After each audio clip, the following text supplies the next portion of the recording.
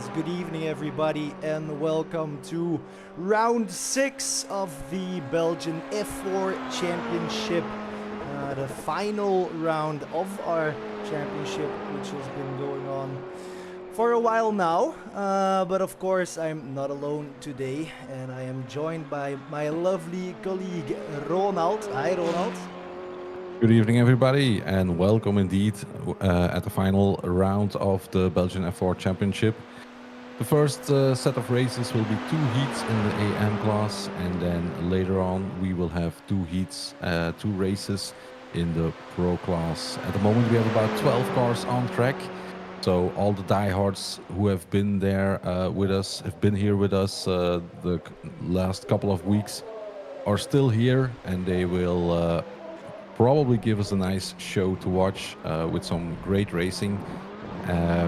And I'm really looking forward to this one. It's the last race, and in the AM class still there are still some things possible. At the moment we have Mathieu Moll, who is leading the championship before Julien Agneses, and closely followed by Kenny Liebert. And also Nicolas Cordisco is close to a podium as well. He's currently in 4th place, but only 2 points. He needs only 2 points at the moment to get on the final step of the podium. And also the gap between Julien Agneses and Kenny Liebert is not that big. It's only 4 points. Mathieu Moll is he's got a big advantage, so I guess we can almost say by now that he will probably win the AM championship. But for P2, P3, there's still a lot of things possible, so it's going to be an exciting race for sure.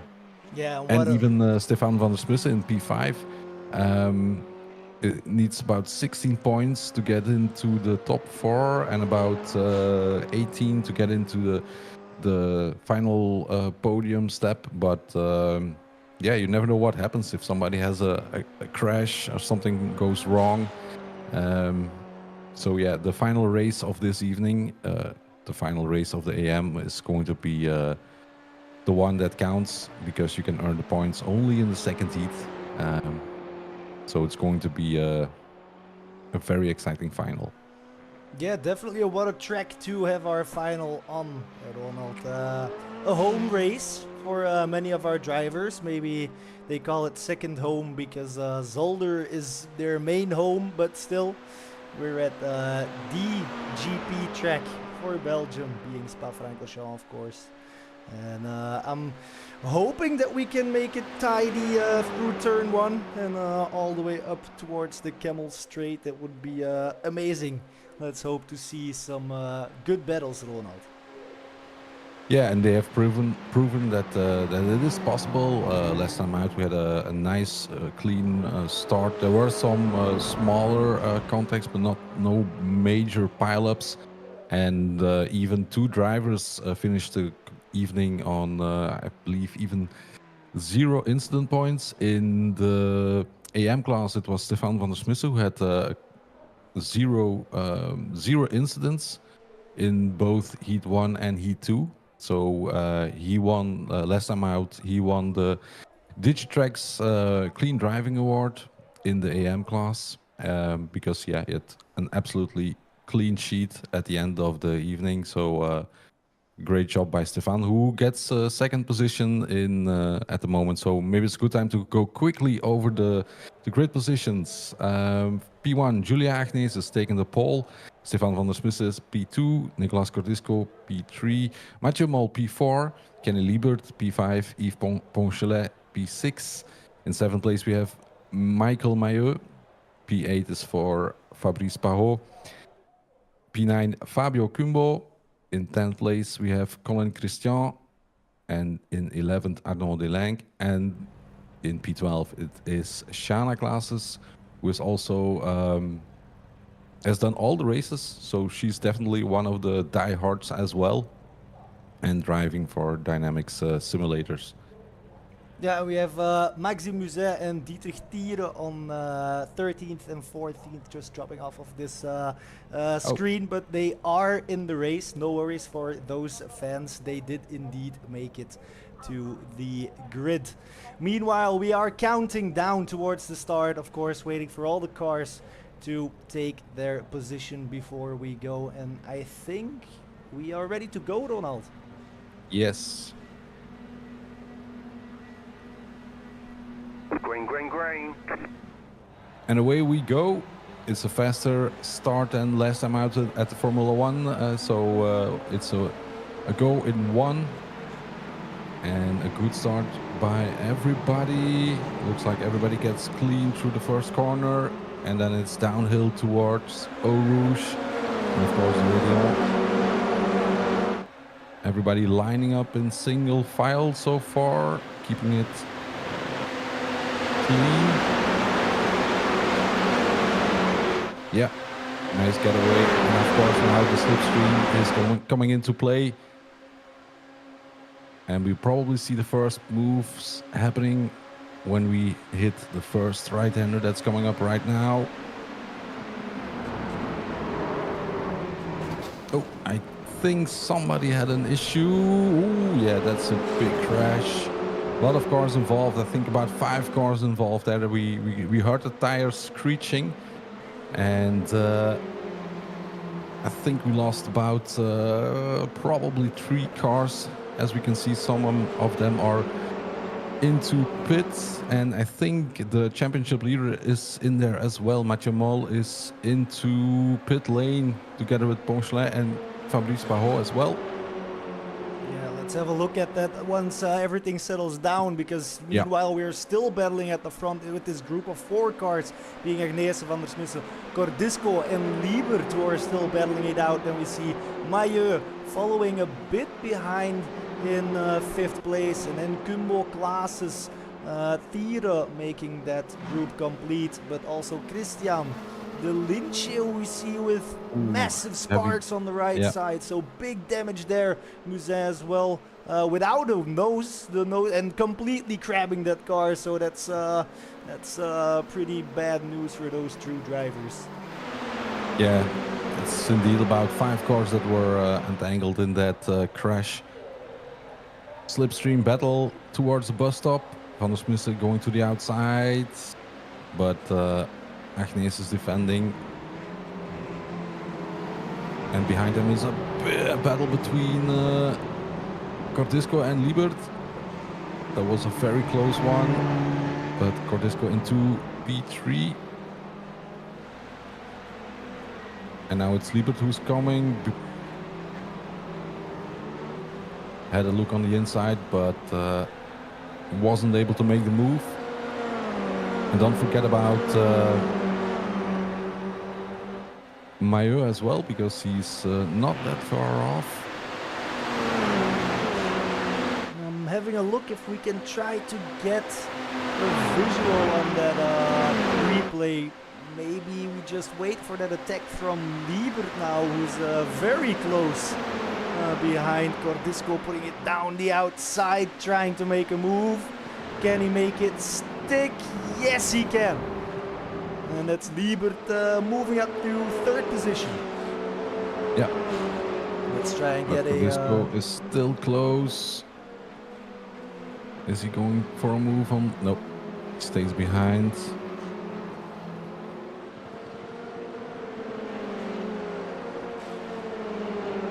Let's try and have a look at what went wrong there. I'm trying to see. There's a crash here. Let's go to the first one.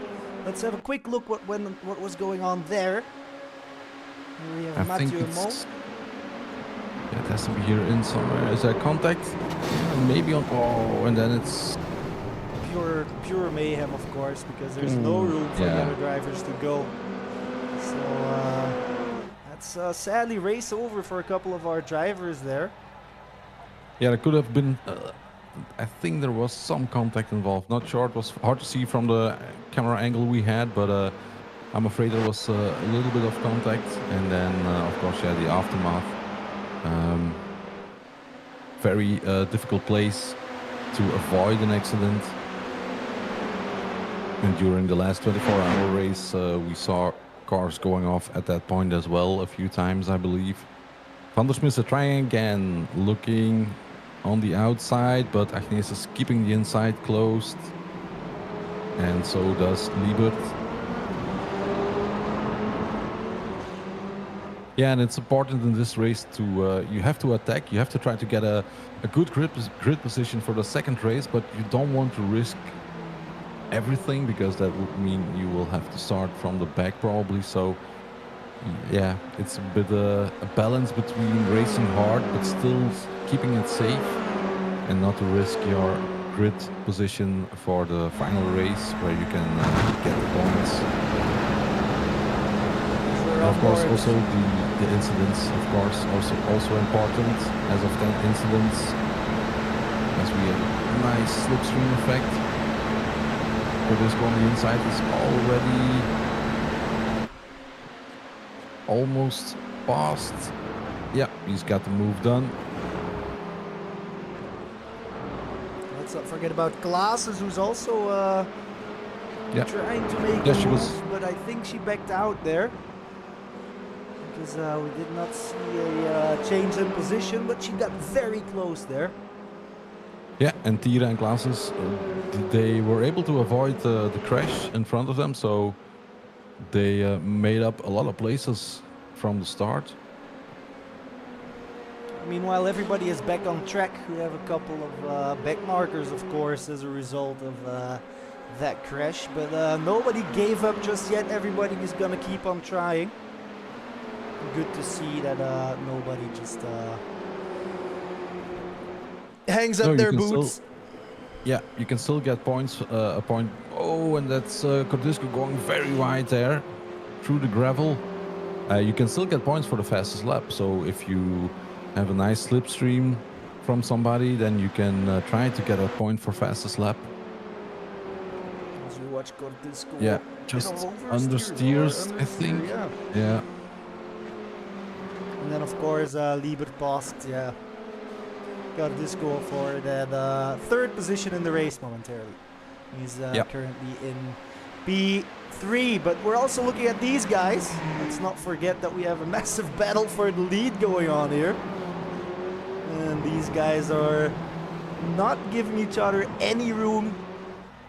No breathing space for these guys. We have somebody going into pit lane. That's Maillot. That's Maillot. Yeah. It's lap 4, so I don't think it would be because of incidents, but he does have some damage. Yeah. So maybe, he probably, Oh, and then he misses his pit box. That's going to hurt him. Wanted to save that moment from not making him feel too bad for that. But meanwhile, we see Van der Smisse putting it down the outside on Agnesis. And he goes past for now, but of course he's on that outside, keeps it on the outside, goes way deep. And nice save. Yeah, that causes Agnesis to still maintain that position, but wow, what a move, what an attempt that we saw there. Yeah, he was able to keep the car back on track, although he now lost more or less the close touch with Agnesis, and it could make him a victim of these two guys as well, because Liebert and Cordisco are chasing down each other, but also Van der Smisse, of course.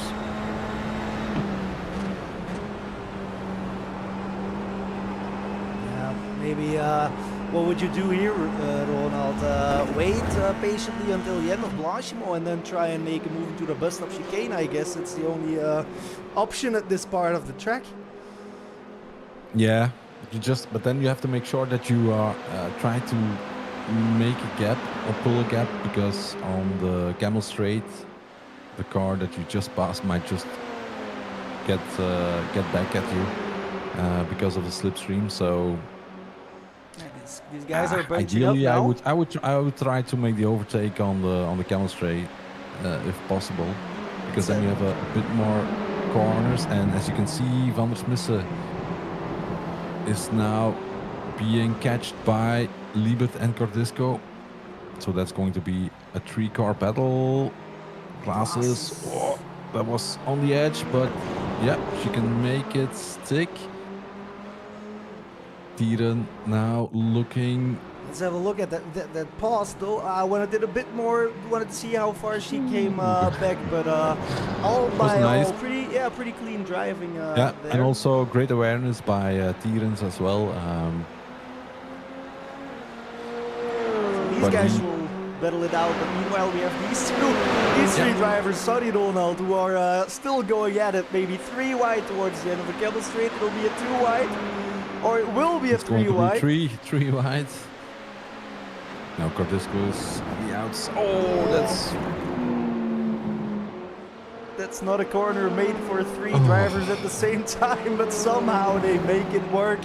And yeah, they have been watching Verstappen and Norris a little bit too much, because in real life that could have been a flat tire as well, I think, when the tires collided. But yeah, now we have 2 KGL cars leading the race. Yeah. And Stefan van der Smissen dropped back from P2 to P4 at the moment.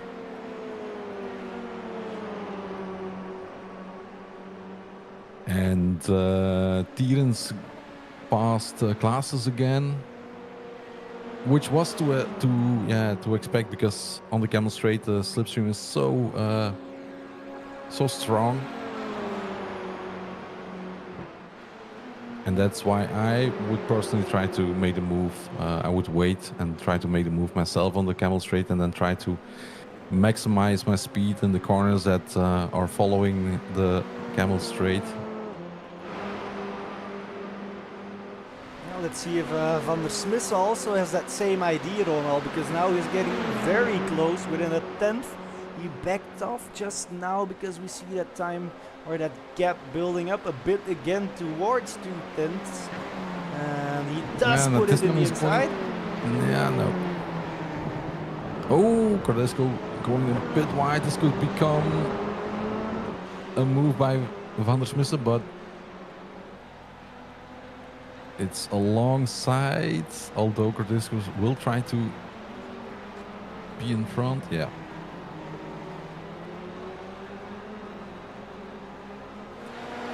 So I guess we can say it's a pretty eventful race, Ronald. So far, there's been plenty of action on track, and there is no sign of that action stopping when you see these guys going up the hill towards the Camel Straight and probably putting down another attempt at an attack there. Yeah, and again, it's something we have discussed already a few times during the races. They can fight each other, but they should also try to catch up with Liebert, because if they start fighting, then it might give Liebert the opportunity to escape. So also that comes into play. It's okay, can we fight each other, or going to do it, just work together for a couple of laps and try to close the gap. In the back we also have some battles going on. P11, De Linche and Musen are pretty close as well this whole race. Now he backed off a bit, but those cars are definitely have been close for a while now, as well as Pao, who's also very close. They were in the crash at the start as well, so they probably left pit lane again together, more or less. And the fight between Tierens and Classes is also still going on.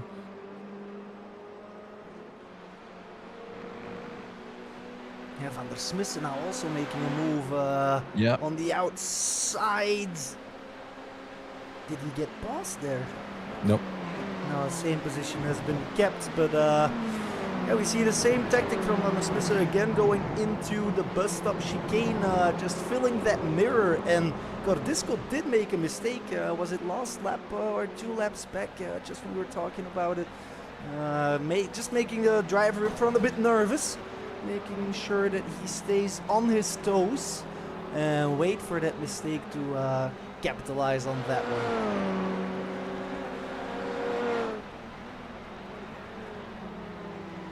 Yeah, so Klaas is now close to Tierens. Or Tieren. Is it Tieren or Tierens? I have to check again. Always Tieren it is, of course. I'm very sorry. So she should have the opportunity maybe this time. Yeah, already she's very close. Tieren covering the inside. Yeah, but something we have seen with these cars in the past races as well. As soon as you get out of the slipstream, then it seems like the overspeed is just gone. So,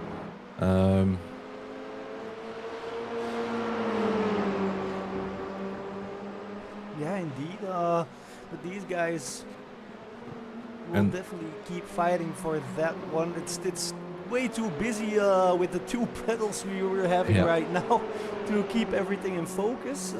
For now, there's no real position changes, but they are putting each other under massive pressure this whole race. So the question is, will someone crack? Albeit, will it be Tira? Will it be Gordisco? Will it be Liebert? Can they keep their positions? And maybe let's not forget about Agnesis, who's currently in P1, but will he maybe make a mistake? That's also a possibility, of course. Yeah, not only the drivers can crack, but also the tires, because we're now just over the half of the race. So still have a long way to go.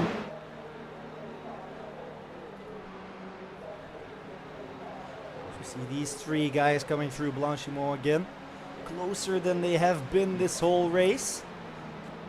And again, just filling up that mirror, just trying to make him nervous. Yeah. But they are getting closer to Liebert again. So that will become a battle between 3 cars again. Tieren defending. Van der Smissen with the fastest lap so far. So definitely pushing, but of course having that slipstream of Liebert and Gordisco maybe. It's a double slipstream that's strong. And again I will switch to the passes because they are driving almost into each other as we go up the hill. Towards the Camel Straight. Maybe she will make it stick this time. I think she just into the slipstream. Yeah, she has to stay tucked in that slipstream. I think she came out of that slipstream a bit too early. A bit too early, yeah. And now you can see that gap growing again. So maybe it's Thira who's running with a bit less downforce. We have, yeah, it looks to me just from the outside. If you look at the rear spoiler, it's more or less the same. There's no big difference. I think everybody is driving quite low downforce, to be honest. If you look at the top speeds for classes and for Tira, you can see it's just a 1 km/h difference, and that's probably taking into account the slipstream that they both had. So not a massive difference there, indeed. We did have a crash by Ponchelet. I think it was all on his own. Let's have a look what happened there.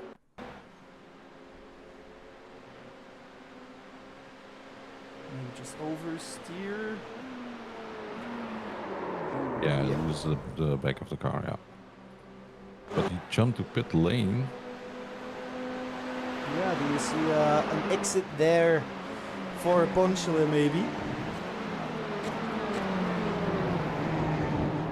Again, the same for Van der Smissen, who can't seem to find a gap to get past Cordisco, or maybe he knows where to strike but wants to save that strike for the final lap and save a bit of the tires maybe.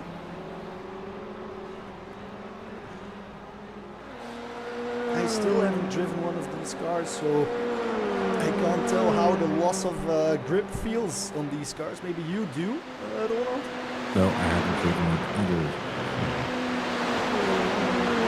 So feel free to inform us in the interview after the race what that loss of grip feels like and how fast or how sudden it comes. As we see a defensive move by Cordisco. Van der Smisse puts it alongside, but chooses to fight another day.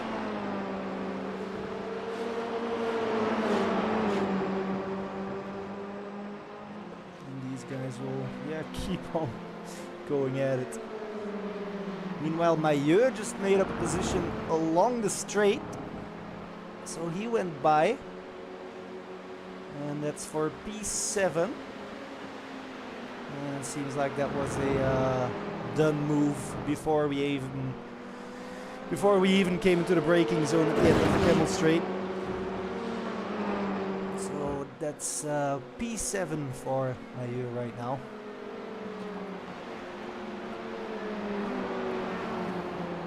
And Van der Smisse all over those mirrors. Sorry, it's Van der Smisse. Yeah, he's all over the the blue mirrors car of, is Van der Smisse indeed. Oh, yeah, it's still going at it. That was very close. Almost looked like they were making a bit of contact there, but no harm done as far as we can see. But they are losing touch with Liebert at the moment.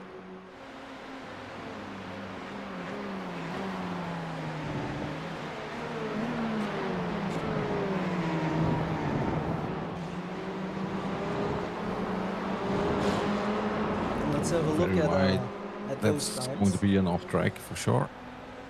Maybe we can have another look there.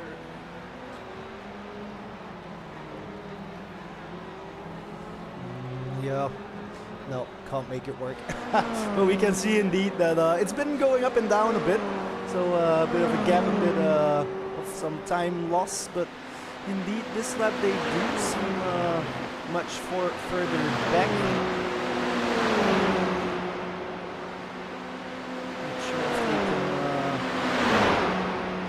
Yeah, maybe Van der Smisse can now capitalize on that, because of course Cordisco doesn't have that slipstream anymore. Ooh, and I heard some. Yeah, it was just the curbs. Nothing to worry about. Bit of a slide there by Cordisco, and Van der Smisse has the move done.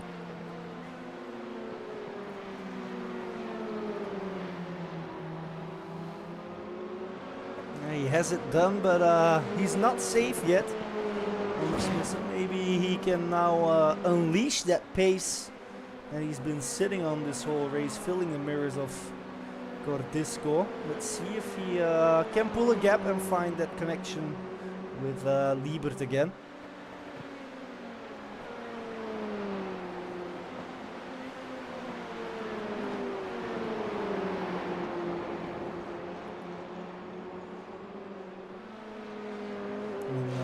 Thieren and Glasses still going at it as well. So maybe again here we also see that tactical waiting game. We'll see at the end of the race whether Shana has been saving. Yeah, 6.5 seconds, 6.5 minutes to go. So that's, I'm guessing, about yeah, maybe 2 more laps after this one.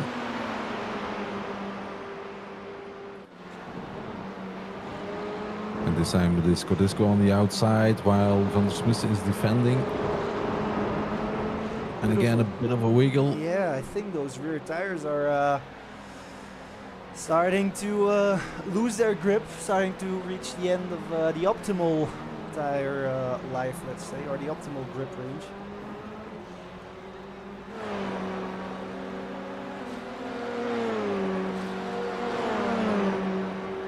Yeah, and I think the love for Spa-Francorchamps is growing for the races, because I believe he said in the interview last time that he wasn't a big fan, or maybe Spa wasn't a big fan of him. Not sure which one it was, but I'm guessing he's enjoying the track at the moment, running in P1. And Cordisco goes by Van der Smissen.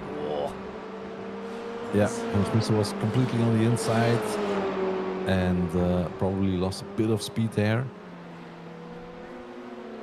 Going for the inside now, having a look, forcing. Yeah, Cordisco left the door a bit open, went a bit wider, but still had enough space and room to put his car, to keep his car in front of Van der Smissen.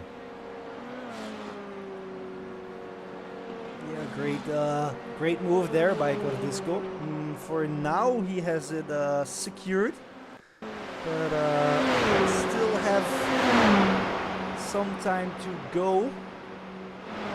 Yeah, so Cordisco really keeping Van der Smissen on the inside, and then he goes to the outside himself to try to have as much room as possible to enter the corner.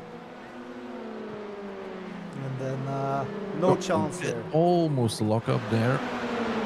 Had to release the brakes, and that's why he went a little bit wide. On the inside of Blanchimont, feeling very brave, Van der Smissen. And he is currently alongside and maybe even passed as he takes back that third He's position. going to be on the outside for the bus stop, so let's see if he can keep keeps it it clean. nice one.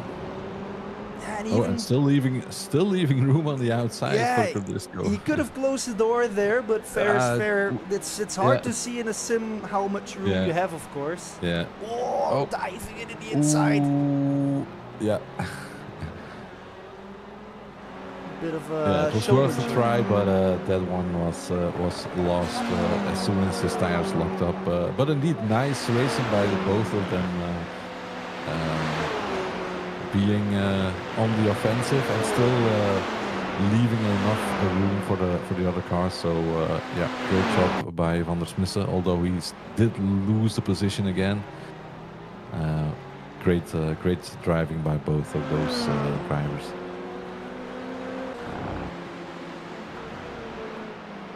And that calms our battle down a bit, maybe. Even though Van der Smissen is closing that gap a bit, but let's not forget he hurt that front tire pretty badly in that lockup, of course. Meanwhile, these two are also still going at it. I think that gap has never gone above a second. No, they've always been about half a second apart, 3/10, 4/10, half a second, something like that, between Dietrich Thieren and Shana Klaases.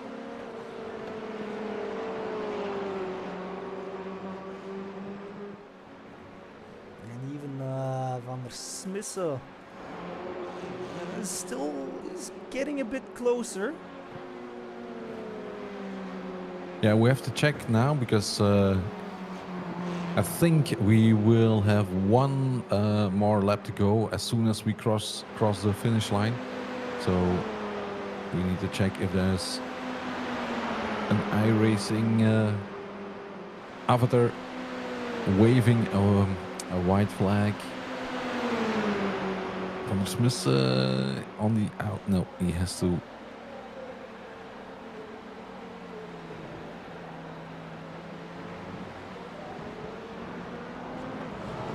For another lap. Let's see if we have our guy waving the flag. Yes, we do. White on flag. The left side. So that means we have our final round. Yeah, starting. I did not expect him to be standing there actually, because there's a tower for that. But yeah, maybe he's afraid of heights. Klaases very close to Thieren.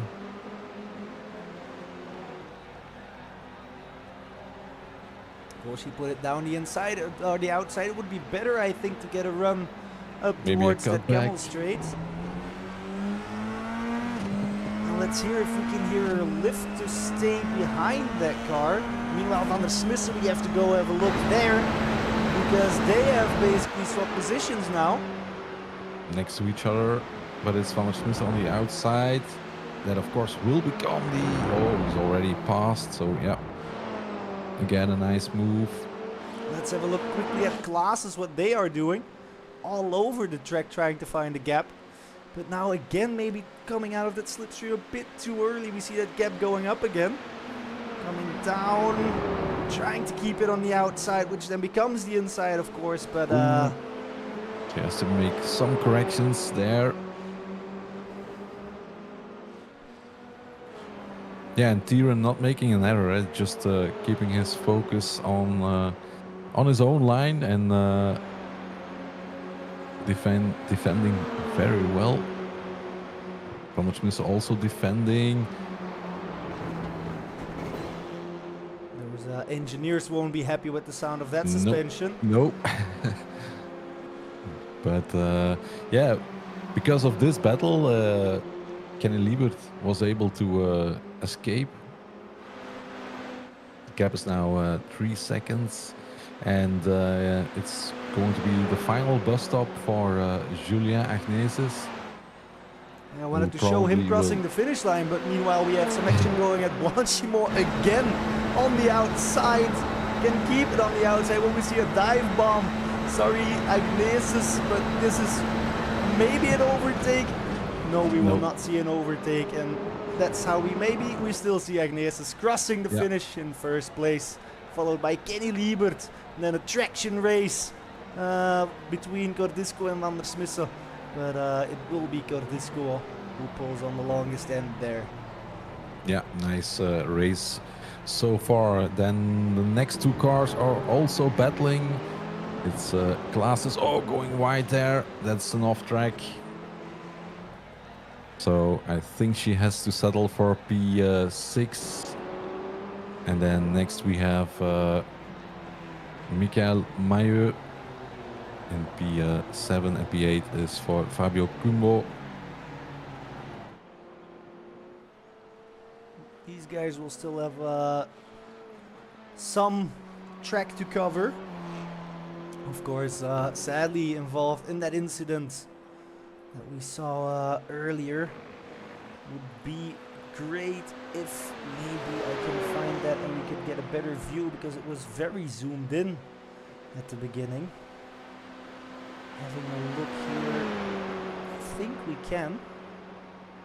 Let's have a look if we can do it this way. No, it's jumped to TV2, but it's already on the inside. The bit more is there. Yeah, and then that's just terrible, but I don't think anybody had... Oh, yeah, there's contact, but he loses the car a little bit under braking. I don't think that, and I'm not sure who it was it Liebert? But I don't think he could do anything about it. There was enough room on the inside, but you can see a little bit of a wiggle with the second Auriga car. Just before they enter the corner, you will see that he has to correct a little bit. Yeah, a bit of a slide or brake too late and got scared because of the teammate that was closing in so fast. Yeah, and then of course, we have the end of the session. Yeah, so I don't think it's a bit of a racing incident. Unfortunately, the car's behind and nowhere to go probably, so...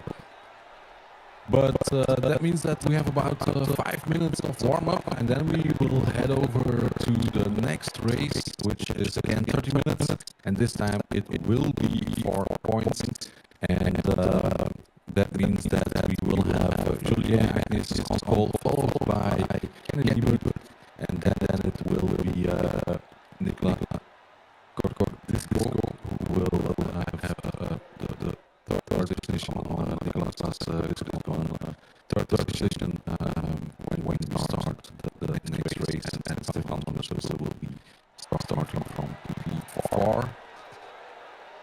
So I would suggest a small break, and then we will be back for the action of the second race of the AM, and that will be the most important race of the AM races. It's the final race of the season for them, so we will be right back within a few minutes. Yep, see you in a bit.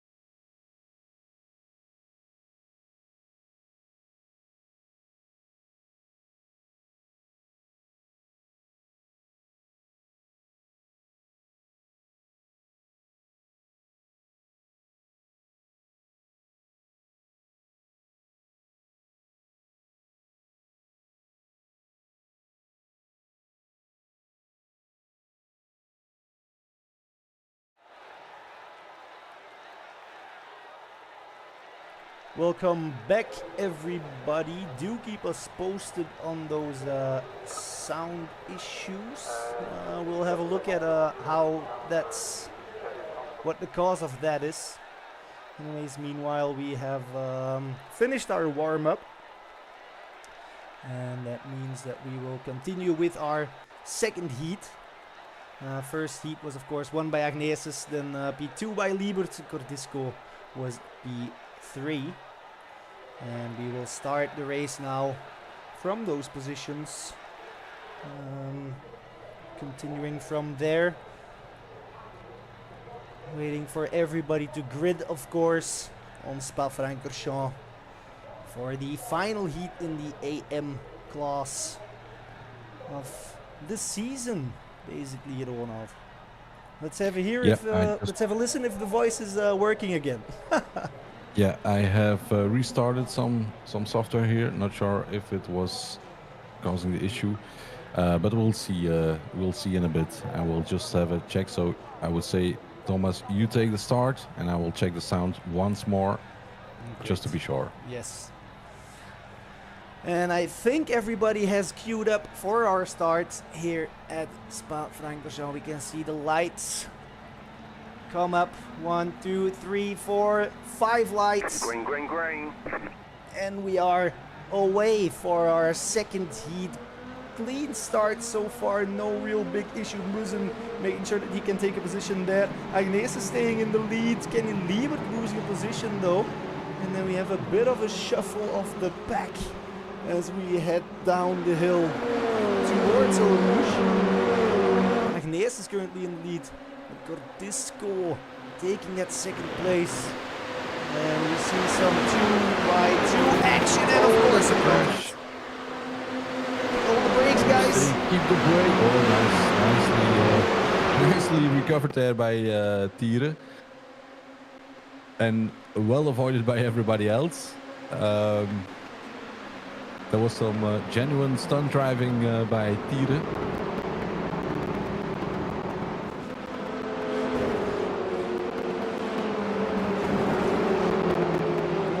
I think we all made it out without any without any scratches, except for Tiere. Then indeed, yeah, he lost a bit of time, but he did a great move there, held the brakes, and was able to point his car quite fast into the right direction, and everybody else was just avoiding. So great stuff by everybody. It didn't even register as a crash here at race control, no. So I'll have some difficulties finding that replay for you guys, but I'll make sure to get it towards you when everything calms down a bit, because of course we have these three guys battling it out. And let's not forget again the same guy who we were talking about a lot in the previous heat, Van der Smissen, and then Musin have a whole battle train behind them moving towards Blanchinois and the bus stop chicane. Yeah, and currently this Shana class is in P4. I think Van der Smissen had to back out because of that spin by Tiere. Oh no, they hit each other a little bit. I believe it was Van der Smissen, and that gave classes the opportunity to run away a little bit, but she has got a lot of angry F4 cars behind her. Oh, a bit of a touch, and somebody else has already spun. There's somebody going into pit lane as well, I believe. So Van der Smissen going into pit, probably some damage. So a bit of a chaotic opening round.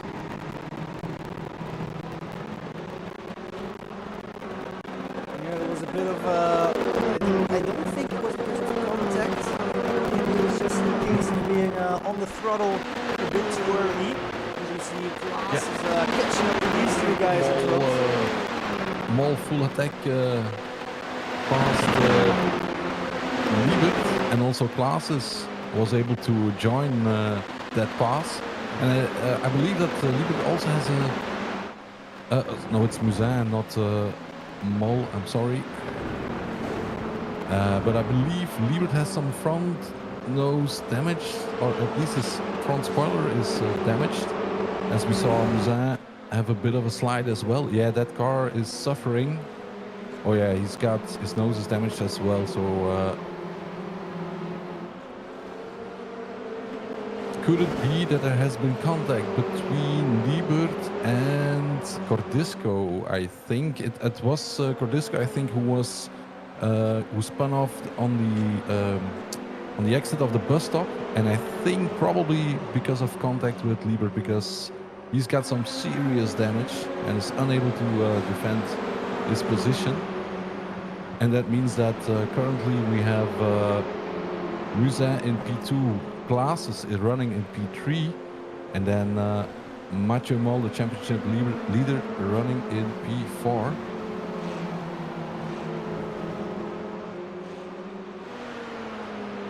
And these guys are still pretty close together, as you see here in the back. They're going too wide, still going at it.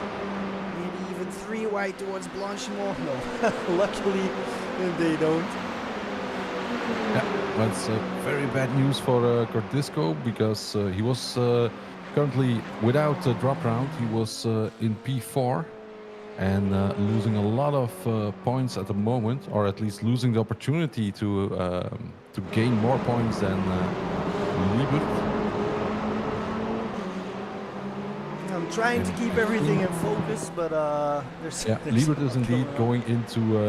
we heard a car going into pit lane, and that was Liebert.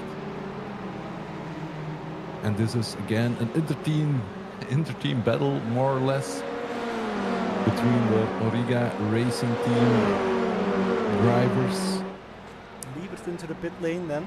He has to repair that damage, because otherwise it would be... It's a no-go to drive with that car for the remainder of that 25 minutes. Yeah, and there's a... Is it Mol? Yeah, Mol just got by Glasses. So it's now Agnes is leading the race, followed by Musa, followed by Mol and Glasses. And next up we have Delinch, Ponchelet, Kumbo, Colin, Christian, Fabrice Pahot and Stefan van der Smussen. Oh, that was a scraping sound. Again, nightmare stuff for the engineers, I think, on that curve. Mechanics not going to like that. But indeed, Molle getting past Shana Klaas. We can have a quick look how that looked in the replay. So on the inside of Lecombe, he has to already pass, and then Shana has to back out of that one.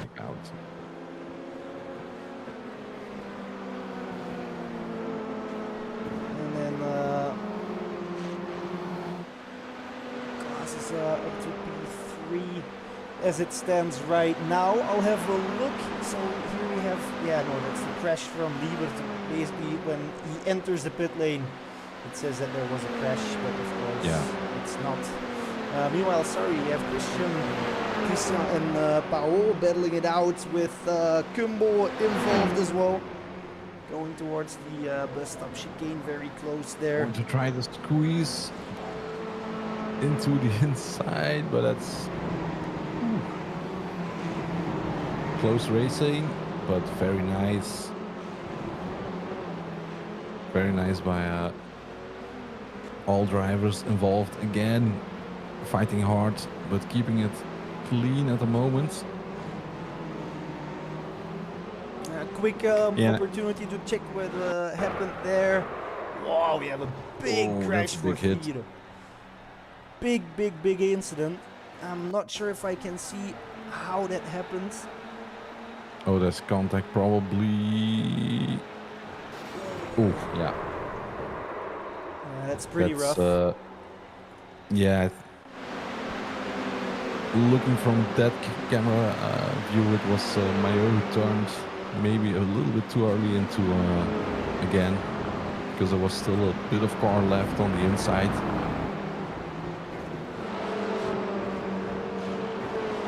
We also have Nicolas Cordisco, who was involved in an incident as well.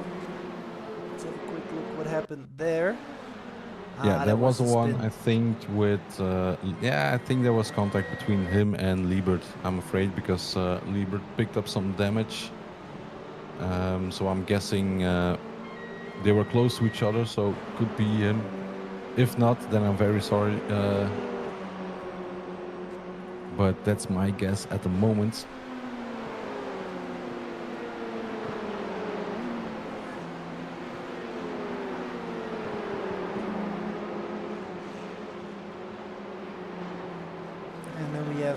That Tieren incident in lap 1, which we also have to look for an opportunity to have a look at. I did find it, but we also see Pahol maybe with a move. Yeah, and we also missed another move because Shana Classes is running in P3 again. She dropped back to P4, but it's again taken over the third position. And Pao on the outside of Colin, but that's not going to work. Meanwhile, we have these three indeed going at it, Klaas, De Lynch and Ponchele. We're also very close on that straight towards the bus stop. And in the back we have that other battle train that we were following. So plenty of action again to go around.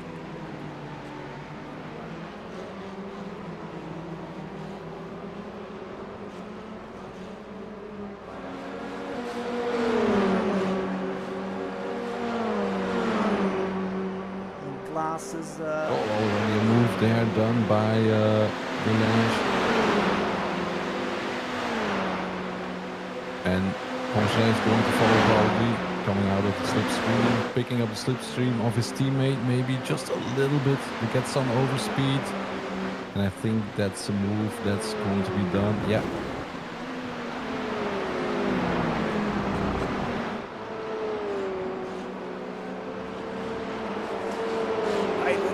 Maybe after we have not sure if there's going to be able to be an opportunity for a move. Tries to braking around the outside. But he's losing a bit of speed, and that gives Colin the opportunity to come back. Maybe go for a move. No, just threatening but not acting. Although Pahot had to work quite hard in that turn, as we could see. I think he was completely on the limit, had to correct a little bit, but Colin still unable to make a move.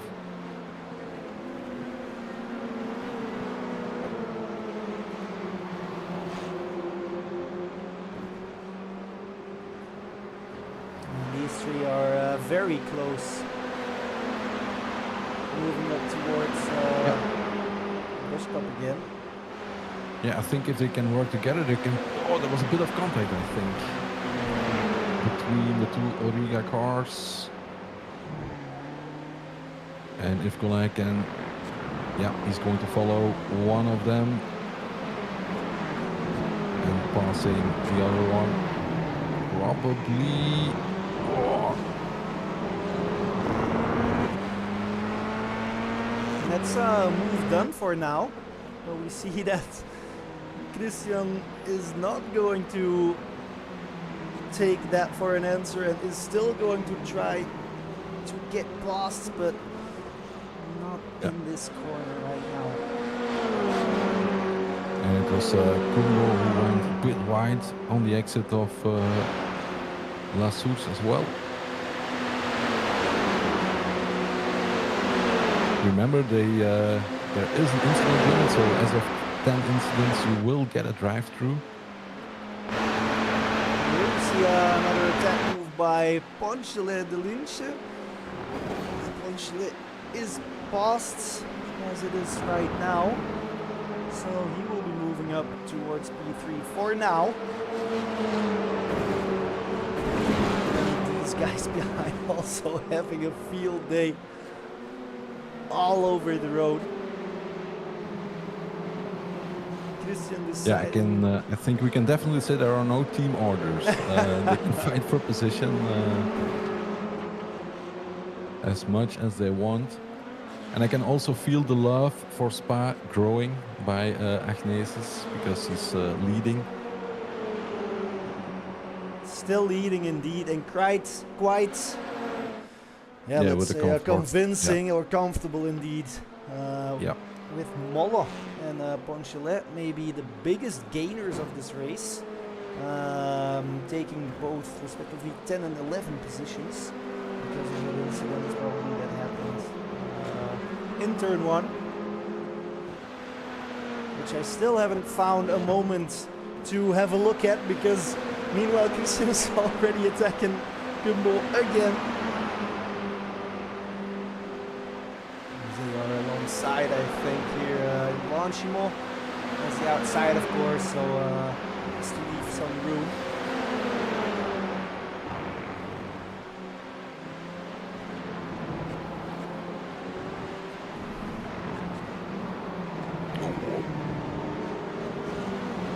was very close with a bit of a lockup as well.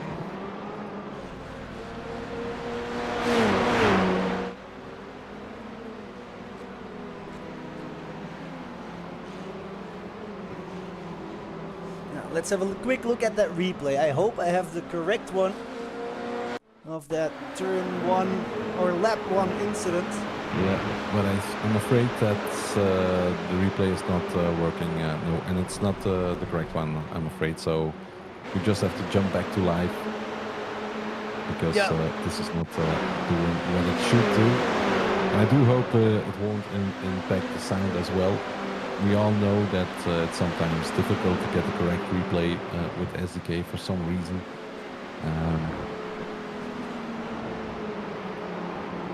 We did an update, but that's still laggy at times.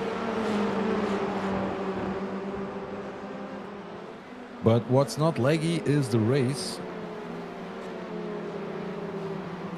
Definitely not. We have plenty of action already, Ronald, in a action-packed AM session, or both sessions we should say have been quite eventful. Let's hope that we can use this or continue this trend towards the pro class. I think because of the battle between Paho Kumbo and Christian Collin has settled a little bit. They are now closing the gap towards Classes, and Classes is also close to Ponchelet still.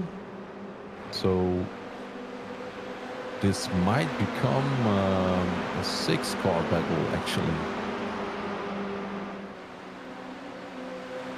because they are evenly spread more or less at the moment, all within a second of each other. So that's going to be not 6 cars but 5 cars probably, and we have somebody that's having issues with his connection. I think it is Kumbo. I think that's...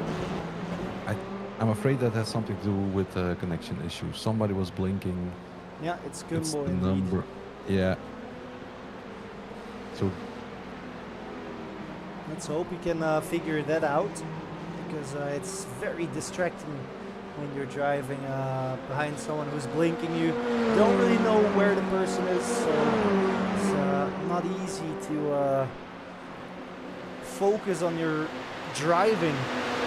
Just guessing driver is. yeah, and Classes drop back to P6 somewhere within the bus stop portion. Yeah, that was a result of what happened there with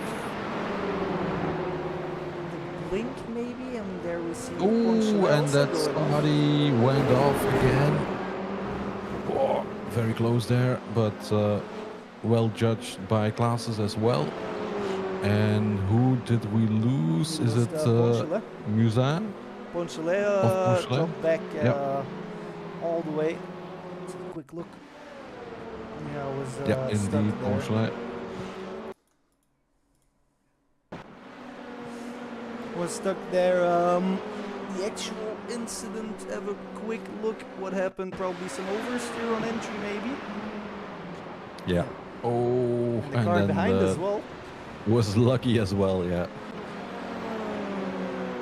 And then we still have that Kumbo crash you also have to have a look at.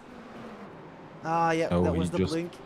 That was the blink. Yeah, but then there were two things happening. There was the blink, but also already another car spun, I'm afraid. It's not always easy to tell if you have about 4 or 5 Ordiga cars together. It's not always easy to see who it was exactly.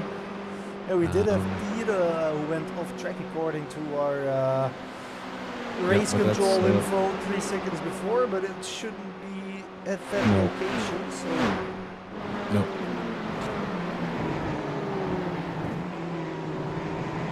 Well, Christian is still attacking the driver in front, Kumbo. trying it around the outside here, maybe getting a bit of a run towards the Kemmel Straight.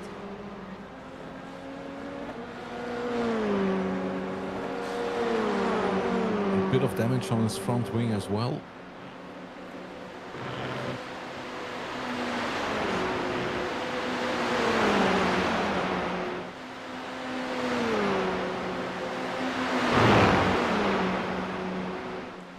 Able to make it past before arriving in the corner, basically alongside now, but of course that is the outside. If you can hang along on the outside, then you have an opportunity, but well defended by Kumbo there, and that allows Klaassen to catch up. And then Van der Smisse went past Ponchele there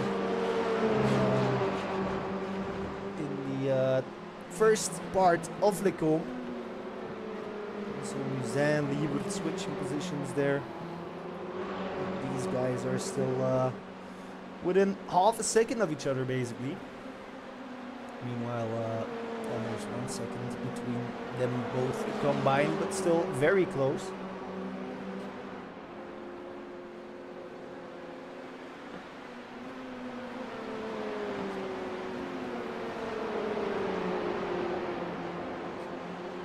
Yeah, about 9 minutes to go, so I'm guessing about 4 laps, maybe something like that.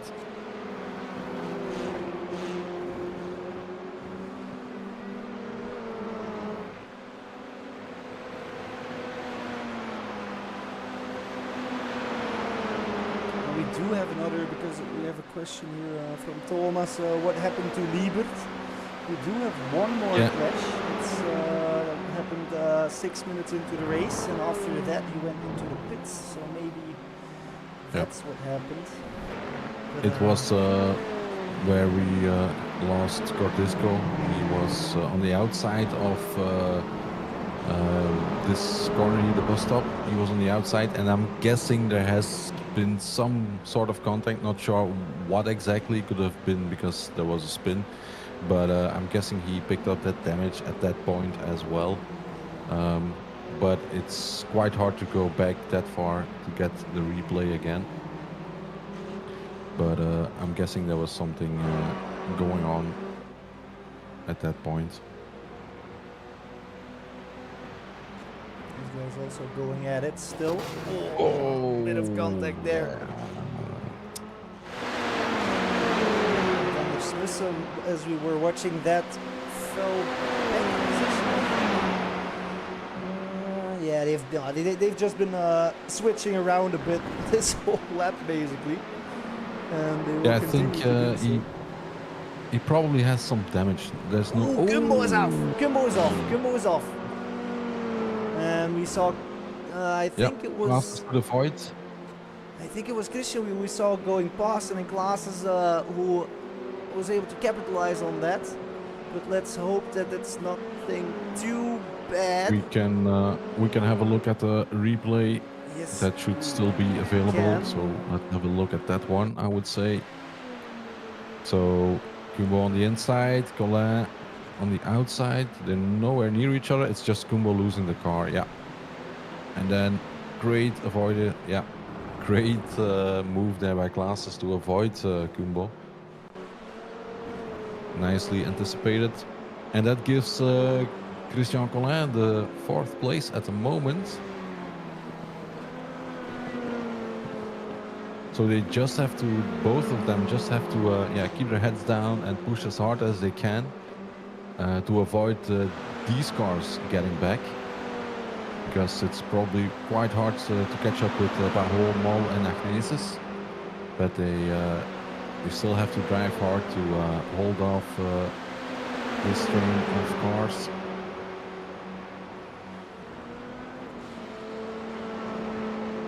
Actually on the inside here of the bus stop, and he is alongside the Lynch.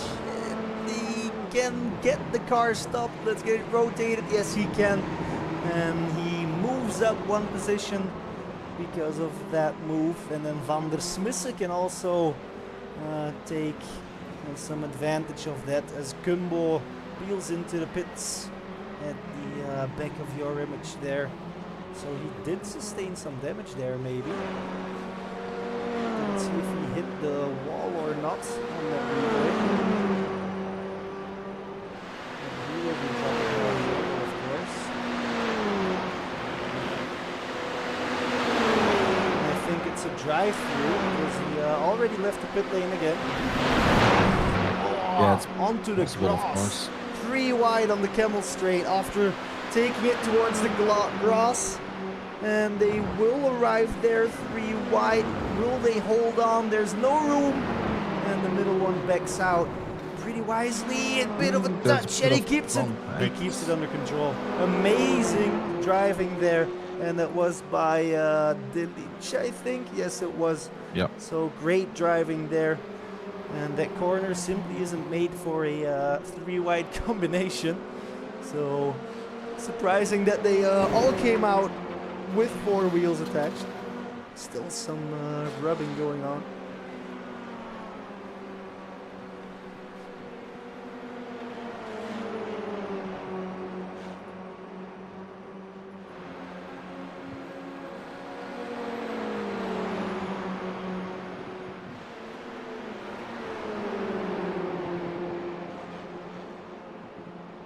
Yeah, 4 minutes to go.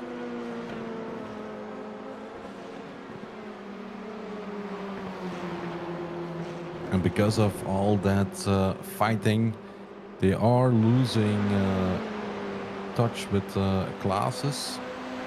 The gap is now 4 seconds, over 4 seconds, just a little bit.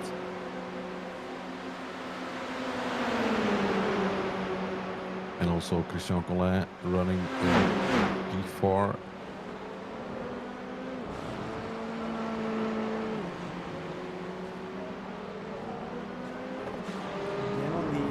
The inside this time, but then of course as that switch back towards the outside, but then a better traction, and that's Van der Smissen getting squeezed with nowhere to go basically. Let's hope no major damage was sustained there, but he came out like a jack in a box in the middle of the 2 cars there. I don't think they anticipated that one. But luckily, again, no incident. Remember, they had some touches at the Le Combe about a lap ago as well.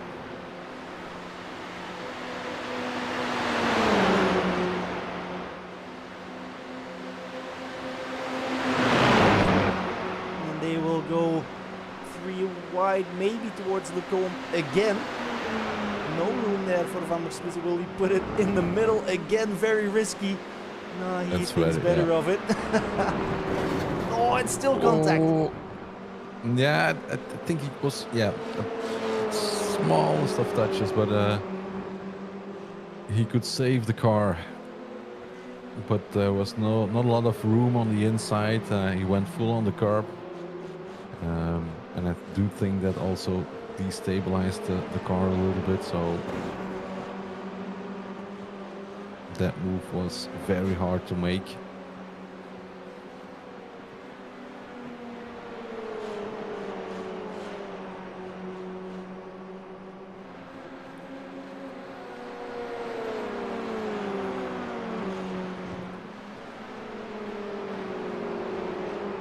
I do think we have that squeeze still available. No, we do not, sadly. That's already past what happened. Because, yeah, Van der Smissen with nowhere to go there, of course, in the middle of those 2 cars. We do have to check with Agnesis now, because she's probably very close to... is there somebody waving? Yeah, indeed, that's the white flag.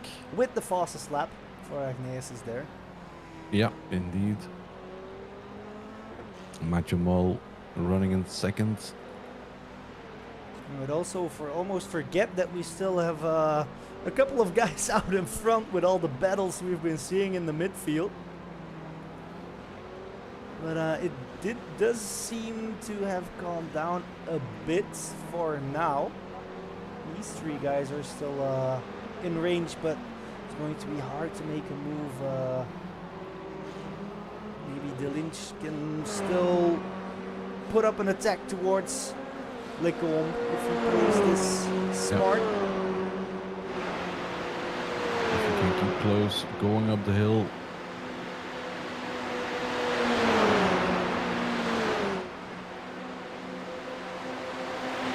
Stay within the slipstream just a bit longer. But he's on the outside at the moment.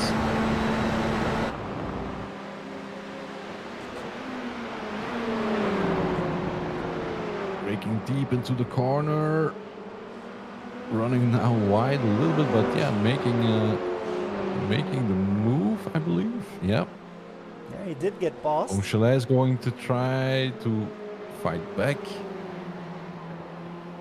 I think he should be okay. Just some defense coming up towards the bus stop chicane probably. Ponchelet also has to defend from Van der Smisse, let's not forget. Indeed. And that means that Agnesens is well on his way towards that same bus stop for the final time of this evening, and also the final time of this season. Never really was under any threat. Maybe after that first lap, a bit. That was the point where everybody was the closest, but really solid drive from Agnesis, just like before. Yeah. Two solid heat wins for Julien Agnesis of the KGL Racing Sim Racing team, and then we have Mathieu Moll of Auriga Racing, followed by one of his team members, Fabrice Pahot, also Auriga Racing. And next up we had Christian Collin. And again a battle, a sprint to the end.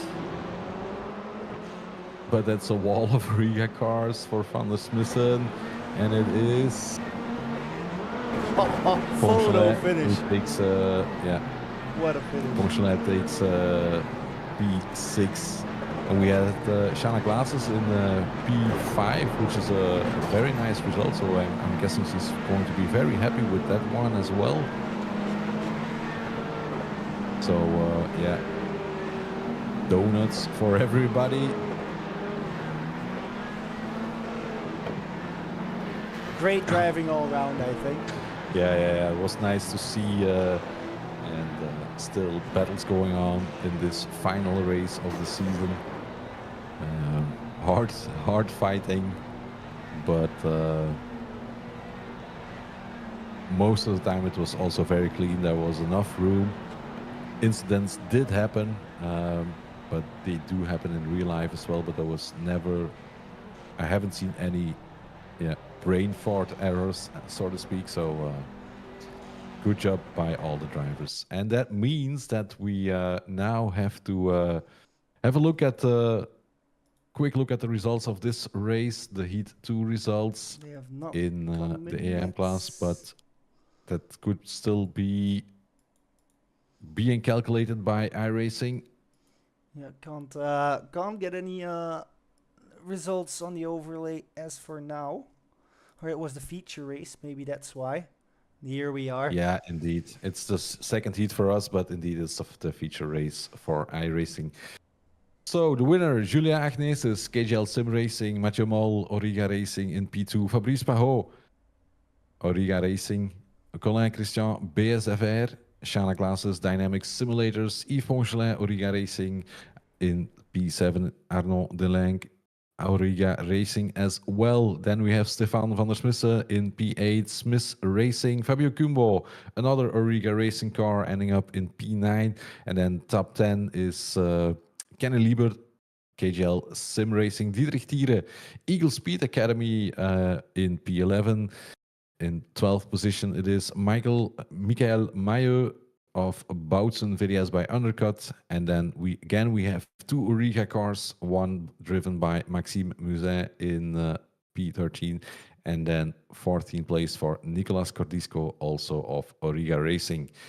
And that means that we have to take a small break so we can head over towards the server where we will have the pro races. So we're gonna end the broadcast for now, just about 5 minutes more or less, and then we will be back with the Pro races. And if we have some time in between, we will have some interviews with the AM racers as well. So hold on, and we'll be right back.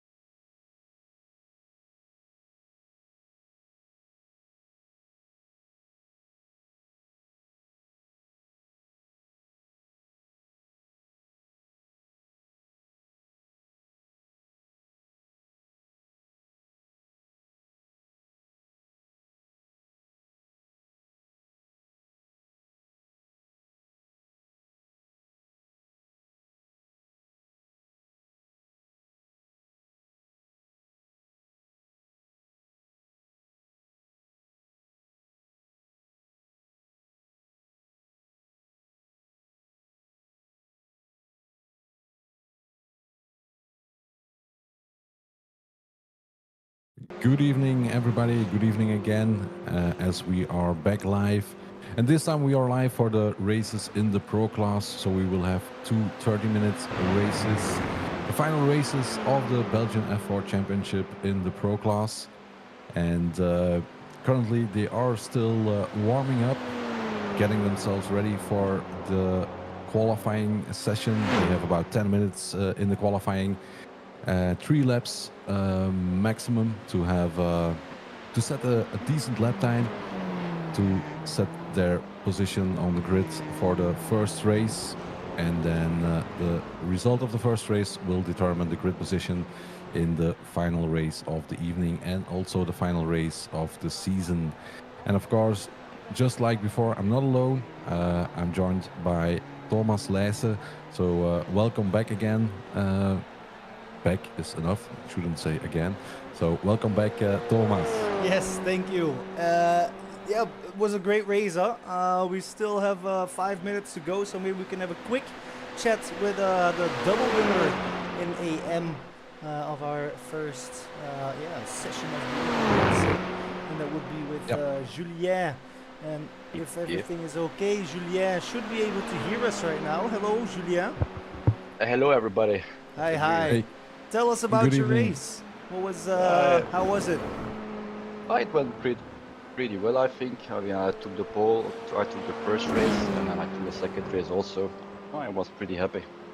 It went well, very well. Yeah, and I do have to ask, how much more do you love Spa-Francorchamps at the moment? Well, the first at the first, because I love the track in general, but on iRacing I was always slow on all different classes, so I wasn't totally confident. But then with this the F4 car, I just kind of worked, and then So you really enjoyed both of the races, I guess. Oh yeah, if you have control of the pace and you can control everything, it's such a nice feeling. Yeah, you just pulled away and controlled the race. There was never a real attack. Maybe the first laps or so it was close, but then quite fast you were able to pull away. And then because of the battles behind you and all the position switches, there was never really a direct threat at the end. Exactly. Let's say lap 3 or 4 maybe.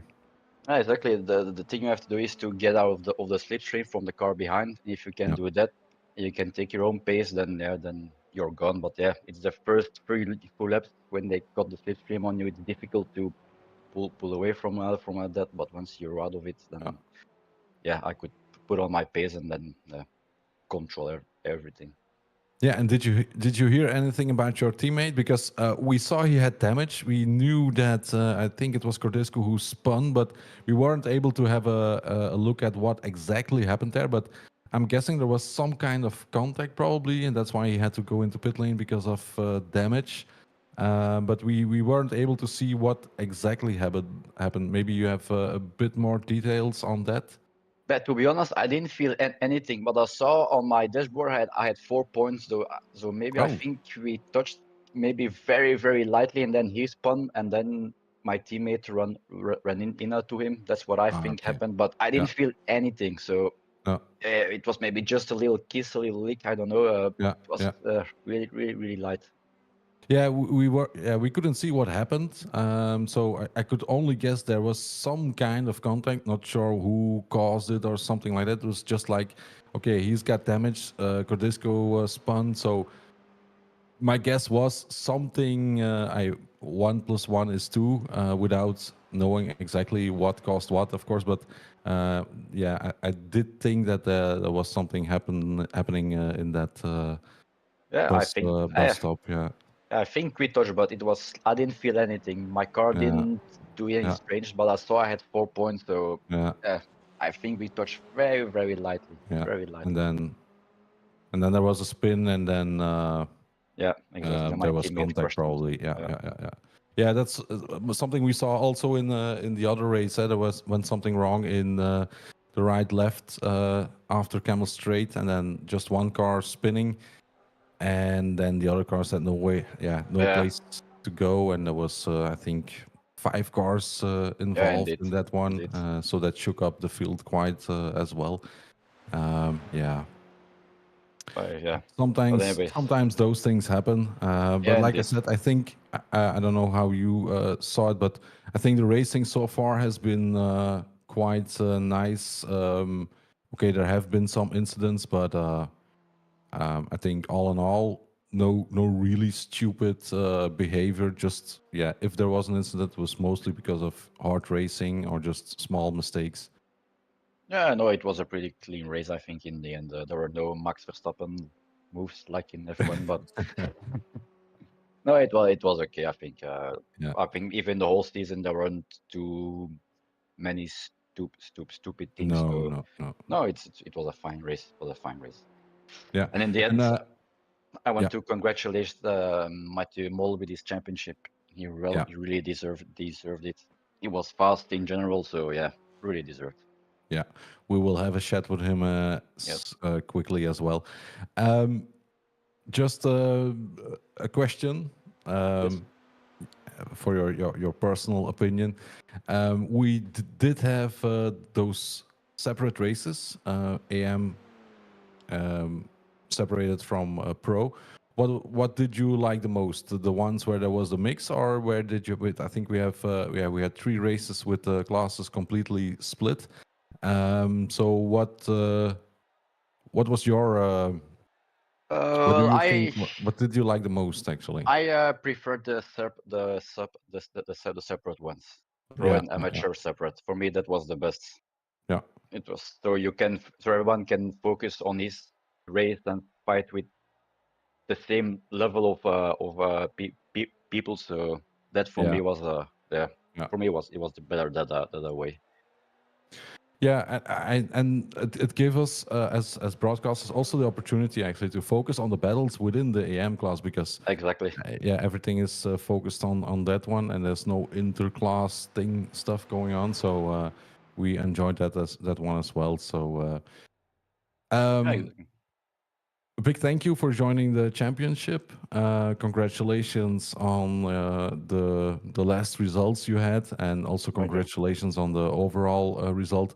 The standings will be updated very quickly, taking into account the drop rounds as well, and then we will have the final standings, yeah, very shortly within the next few days. So. Congratulations! Thank you for joining. And Thank you. is there anybody out there that you still want to thank? First of all, you and Jean for the commentating and organizing everything. It was a really fun championship, and also my teammates. We really helped each other to become better and Yeah, better. So yeah, it was really nice teamwork, and all the fans at home also, and yeah, all the races for a nice clean racing. yeah, So yeah, thank you. It was yeah, nice. It was nice. yeah. Thank you indeed to all those people. Uh, we still want to wish you a very good evening. Enjoy the victory, and maybe watch the pro races as well. I'll do. Because I'll do. is it Søren? Is he going to drive Yes. this race as well? Yes, yeah, Yeah. he's going to a drive, and I will watch him. Okay, so there's another KGL car in the next session. So Yes. thank you, Julien, and we'll see you next time. All right. Thank you. See ya. Good Goodbye. evening.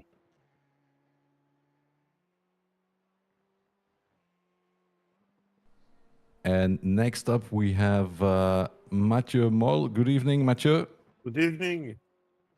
It's okay if we do the interview in English? Oh yeah, sure. No worries. Okay, perfect. Because yeah, we normally ask if you want to talk English, French, or Dutch, but English is okay. Yeah, congratulations first of all, because I think it's quite clear that you have won the AM championship. Thank you very much. So this race was quite a hard race for you. Tell Yes, us it about was. it. Yeah. I think I missed my break at the end of Kemmer Strait, and hit a bit on Kenny and lost my car. So start the feature race from behind, and fortunately, it's some crash that make an advantage for me to Mm-hmm. come back at second place. And very, I can't, I don't know what to say for Julien. He was well over the pace of everybody. Yeah, That's good for him. he did grow towards the end of the season. He was more present than at the beginning, I think. In the beginning, it was mostly you, but you guys had some nice battles for sure. Yeah, he clearly took over the end of the championship. But yeah, your lead was quite substantial, so you knew that yeah, even if you would have skipped a race, there would not have been a problem. But it's nice to see you were back on the track also for the last race and still fighting hard and getting a nice result in the end. So Yeah, I wouldn't miss it. and just a question, because we have a lot of Origa racing cars. Are you Yeah. also in chat when you're racing or? Yes, we are talking to each other. Yeah, yeah, and there's definitely no team orders because some of your teammates were battling quite hard as well. Yeah, we think we speak to each other, and we thought that it was better to race anyway, Yeah, even if we are in the same team. yeah, It's yeah, a yeah. game. It's a game and a race in the first place. So Yeah, yeah. Well, it was nice to see because definitely we enjoyed the battles within the team as well. It was nice to see. Unfortunately, yeah, also with the crash at the first race, a lot of the team cars were hit yeah, there, all and they for had my some. bad. Yeah, Yes. well, those things happen. There was no bad intention. There was just Oh no, not at it all. was just racing, and sometimes things go wrong. But Exactly. It's all okay so between us. uh, so you're not looking for another team. No. Okay. I'm happy with this one. And Okay, thank perfect. you for everything, by the way, and thank you for the organization of No the problem, championship. no problem. We enjoyed seeing you all race. So once more, congratulations, Thank you. and thank you for being in the championship. Are there any people that you would like to thank? The team, especially everybody in the team, and who organize it from the first place, Yves and Max. They were recognized, Yeah. So and all the racers, of course. yeah.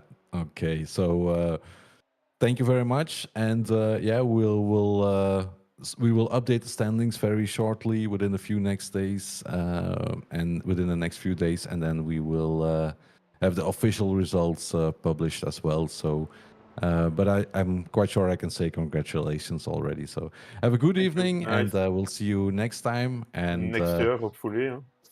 well, let's hope so, and see you next time.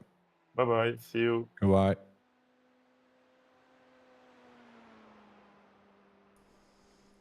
Great to Okay, hear. so Yeah, great to hear from those guys, Ronald.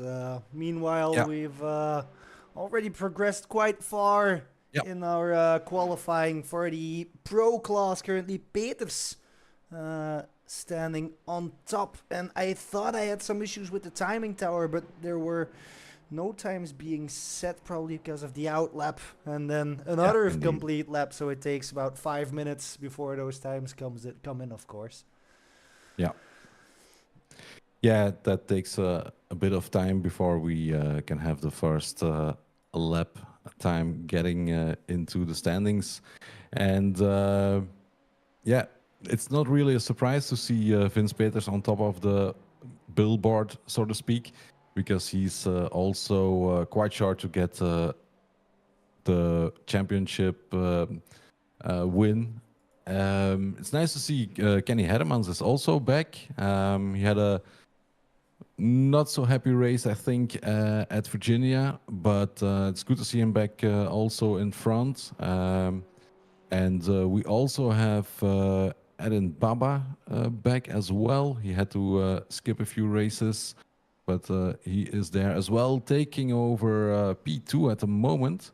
And then Ferrazano in P4 is also newcomer, started last time out.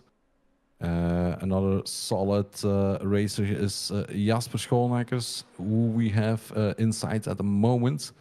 He ran all the races as well. And I think we have most of the diehards again joining this race. We have 17 cars at the moment. And these are all drivers that keep pushing and keep showing up, no matter the circumstances, no matter their position. They are here to race, and that's very nice to see. Yeah, curious to see if Ferrazzano can move up, because we had 2 green sectors there. So he is improving as for now. Maxime Robroek also improving. Curious to see what lap time he will be able to set. But Vince Peters with a purple there. So rest of the 2 sectors were not that great. Not the fastest, at least, that he has done this qualifying. So curious if he can solidify his position, or if maybe we see someone sneaking it away last minute. Yeah, Maxime Robroek, he actually won the Digitrack's Clean Driving Award last time out in Virginia, but also the race before. He was able to finish, I think, with 0 or 1 incident at the most, and still getting in the top positions, P2, I believe, in Virginia, with a very incident, a low amount of incidents, and that gave him the Digitrack's Clean Driving Award. So he will get some simulator stints at the Digitrack Simulator Center as we are getting ready for the first race in the Pro class. 30 minutes. There are no points for position. However, they are able to score points for a 0 incident race and also for the fastest lap time. So a few points can be earned, but most of the points will be earned in the second race, and this first race will determine the grid position for the second race, the feature race, or the heat race, the second heat race, if you like. And we are just waiting for everybody to join the grid. They have about 2 minutes to do so. Yeah, and very close between Peters and Baba. Baba missing pole position by less than a hundredth. What should I say? Less than a tenth. So very close between those guys, but the rest of the field also very compact. Have a look at that midfield. There is barely anything to separate these guys in our qualifying result. The first 10 cars are more or less within 1 second of each other, so very, very close.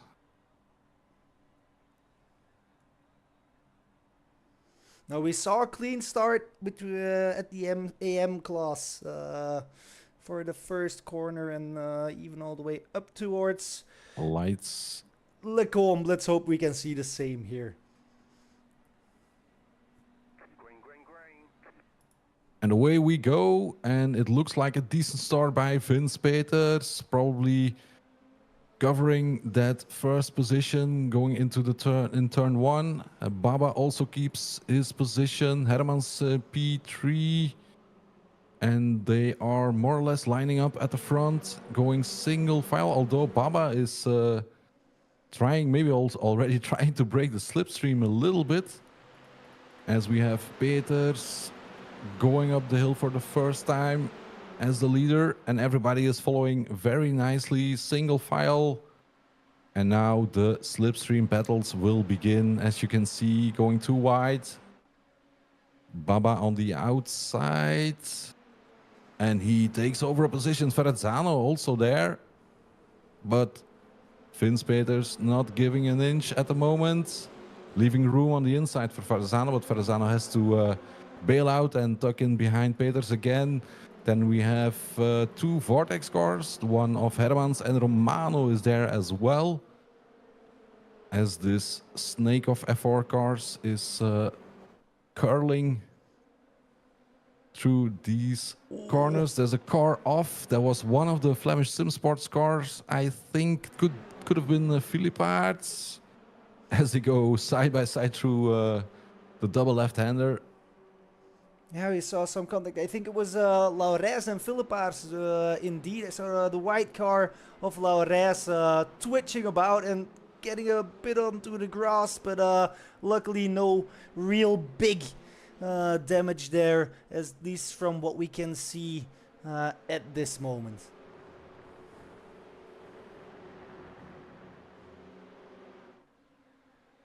Yeah, looks like we have a single line of cars at the moment at the front, more or less.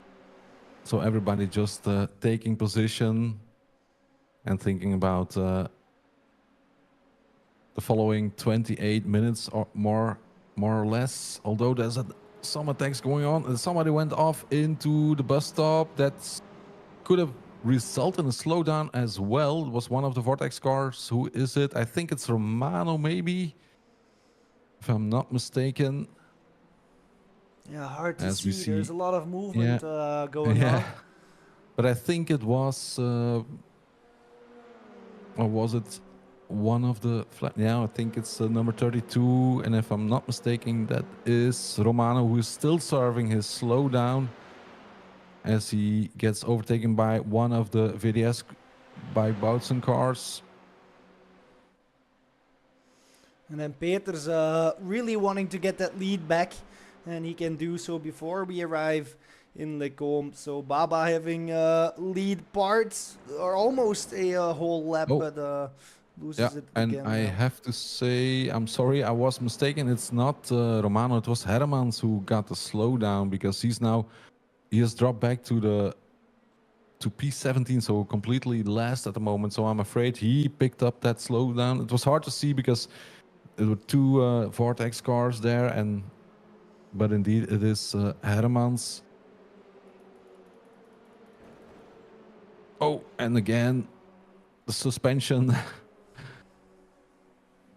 working very hard, working overtime, as we see Shane van Gansen go into the double left-hander, leading a lot of cars. But of course, at the front, we also have some action going on. These three battling it out, and they will continue to do so. We see a lot of shifting going on. We get a message that a couple of drivers went off track. Here it's who jumped to the pits. Yeah, Hermans jumped from 17 to P11, so I think there were a couple of cars that had issues, as we see 3 cars already in pit lane. So that's Søren Gerrits, Lorenzo de Vlieger, and Guigny. So I'm afraid there has been a crash. Yeah, we'll have to have a look. Perezzano going for a move and taking P2, overtaking Aaron Baba.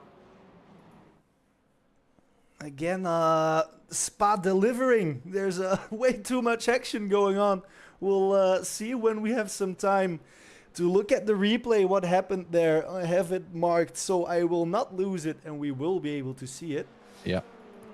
And I think there is a little bit of damage on the nose of Aaron Baba, or at least it seems to be like that, because there's looks to me like some scratches on the front of his car as he is trying to overtake Verrazzano again.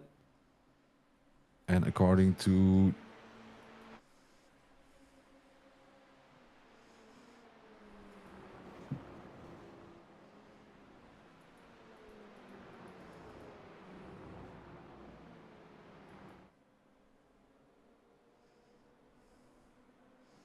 and Baba again in P2.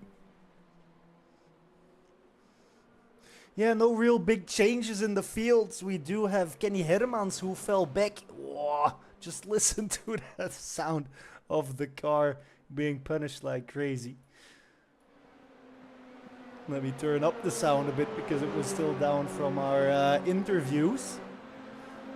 But the suspension here on Spa really getting tested. I think we the drivers will praise themselves lucky that there is no real overtime damage, I think, from the curb that you take too aggressively. I'm not sure actually. This one's, yeah, you can definitely pick up some damage. You can bend the front spoiler, stuff like that. This, yeah, I don't know if it builds up over time or if it's just because you go too rough over it one time. Yeah. Because I did also at Zolder dent the motor, the hood, the bonnet of my car. Yep. Because I went over the chicane too aggressively. So it's definitely possible. Yeah. And the top Jonathan Delforge and Jasper Schoonmakers were also battling as we switch back to the first positions. Schoonmakers on the inside, Delforge outside. But yeah, can position his car in front of Schoonmakers.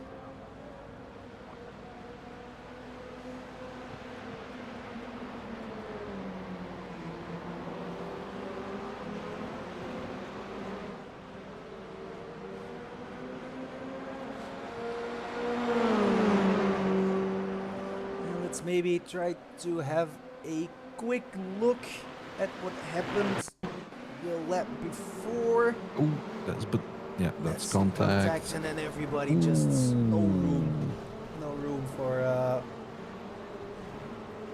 to evade what happened there.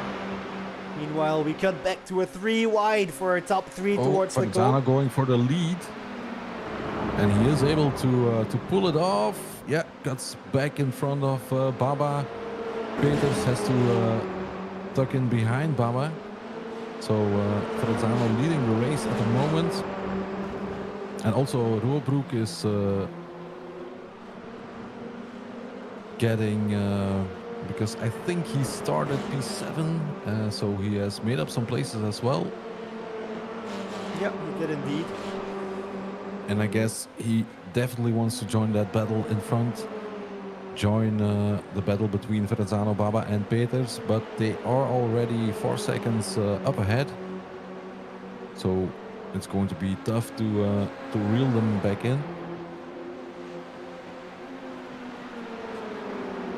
Hermans gained another spot as well. He's now in P10 as we look at his teammate Lucas Romano, just in front of Delforge and Schoonmakers. And Delforge probably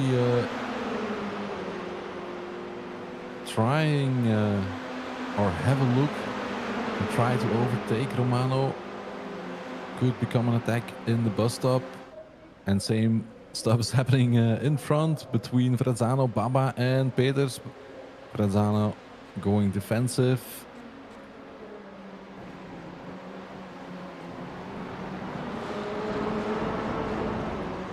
Yeah, Delforge has the move done on the inside of Romano as they go through the bus stop, while Schoonmakers is still hanging on as well.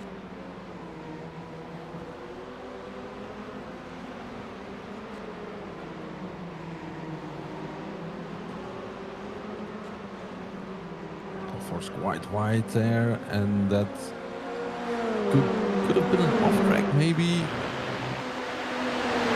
Again, the slipstream battle between Verrazzano, Baba and Peters, and this time it is Baba and Peters who are using the slipstream to their advantage. And it's even Peters who is on top at the moment. So it looks like the car in third position is having the most benefit. Because before it was Verrazzano, I believe, who was in third place and was able to shoot for the first position as well. But definitely a nice battle between these three so far.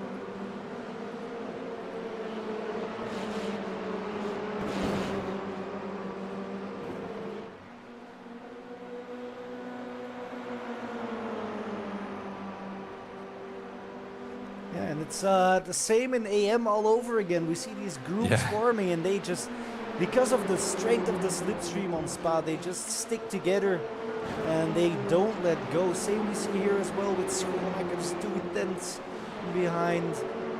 Romano will not let go And I think Baba Peters and Ferrazzano also still haven't finished yet with their battle or decided who will come across the line first in 20 minutes time. 20 minutes still to go. So these guys will also not only have to keep the car on track, but also keep in mind that their tires have a limited life, and see how they manage that part.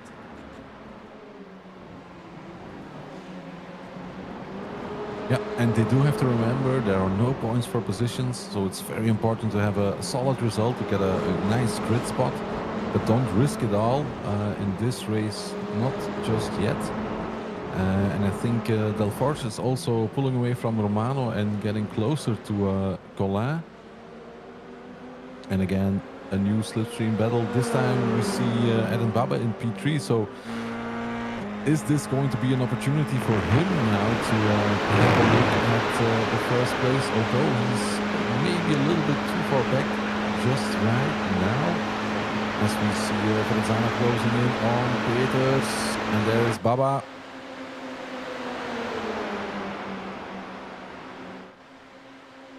And in the back as well, we also have Collin moving up, so still a lot of battles going on. Collin taking 4th place from Rolbroek, I think it was.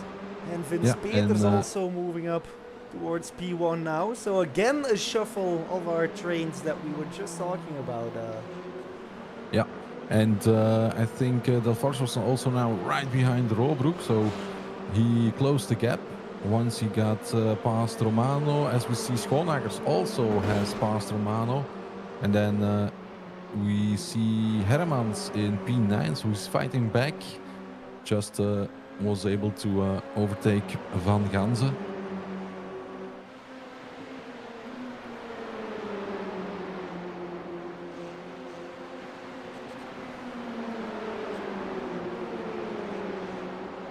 And that means that two Vortex cars are getting close to each other again, or at least in line. Ferrazzano moving up very quickly towards Peters on the towards Blanchimont it is.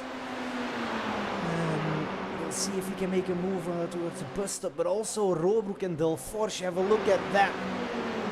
They are basically 3 wide through Blanchimont. Oh, Rolbroek going a bit wide there, but he's able to keep the inside. But Delforge maybe... No, I thought he was going to follow Rolbroek. Yes, he is. But Van Ganze comes out on top. Does have a little bit of a wheel spin and a bit of a wiggle exiting the bus stop. So that could give Delforge the opportunity to go past, going around the outside, but not happening just yet, while Rolbroek now seeks the slipstream of Van Ganze, as Delforge is now next to and taking over the position. Yeah. But that might leave him vulnerable, because it's now a slipstream battle. Same is going on here. Ferrazzano having a look, but unable to do so, and this has become a 5-car battle at the moment, and it is even Romano who is, and Schoonmakers. The cars that were behind, the 3 cars that were fighting, are now taking over all those positions. Although the Force might have a look on the inside by Romano. No, he's not. But Schoonmakers is in between Delforge and Van Ganze at the moment. And then we have Lucas Romano.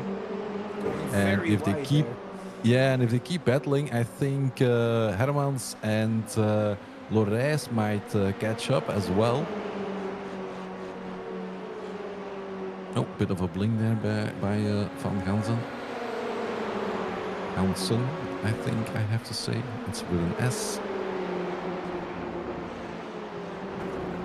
But yeah, a very exciting race at the moment.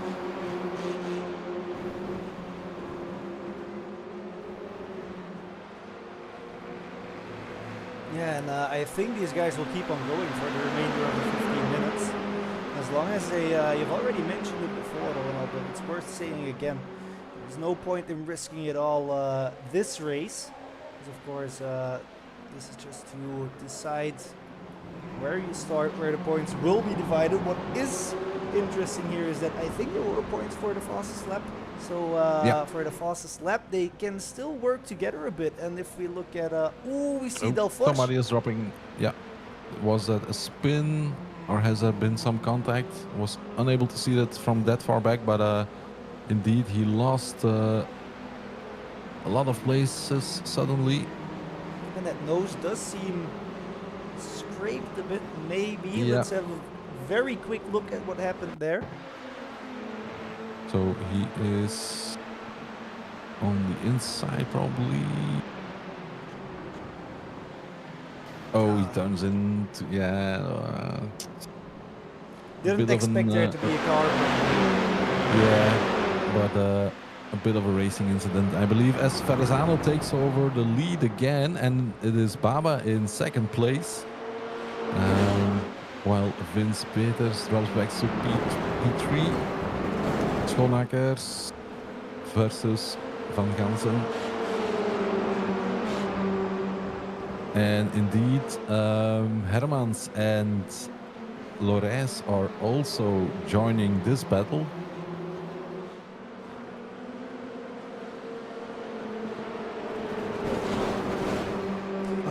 Yeah, suspension working overtime again. Yeah, but you need to attack that curb, that inside, really aggressively, because otherwise you lose so much speed towards that straight line towards Pool. That especially the GT3 cars, they just take every millimeter they can get there. Yeah. We are still driving on the old version, but on the let's say the real life Spa, they put a gravel trap there, so there's not really an option to run wide. No green AstroTurf, just straight into the gravel. Yeah, we will get an update of Spa by the end of the year, I believe. Well deserved, because it's way overtime. I think we're driving on the 2012 version. Could be, yeah. Oh. And also for Circuit Zolder, by the way, there's a rescan that has been done. That's great news. Delphos and oh, I'm sorry, this is Lores. I was probably who did I miss? Because I thought Lores was already closer. Oh, it's Gosses, I think. No, he's back as well. No, yeah. I could have been mixed up. I probably have mixed up a few names in my previous comments, but yeah, a lot of stuff going on, and not always easy to see who is who at the moment. But what we do see are great battles again from Janse and Romano, and Robroek also having a look.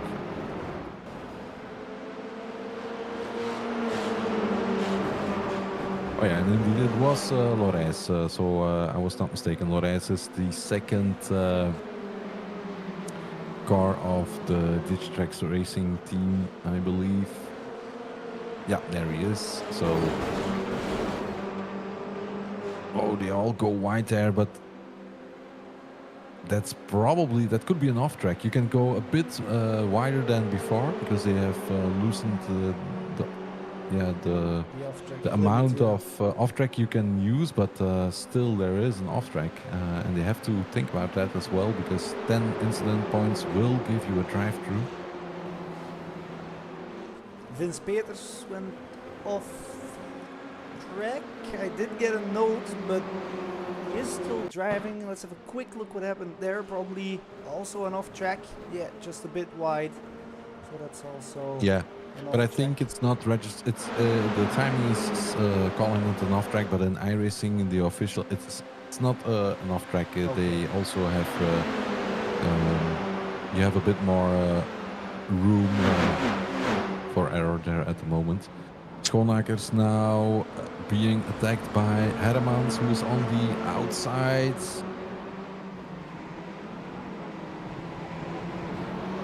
And taking over the position. A bit of a slide coming out of the bus stop.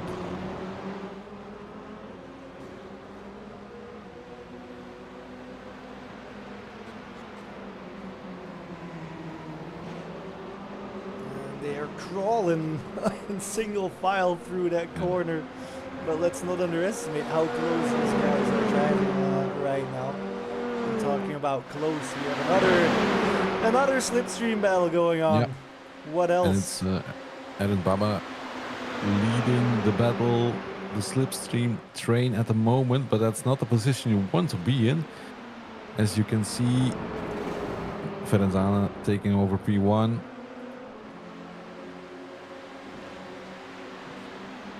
Hermans now next to Van Ganzen, following Romano it is, but at the moment not able to make a move.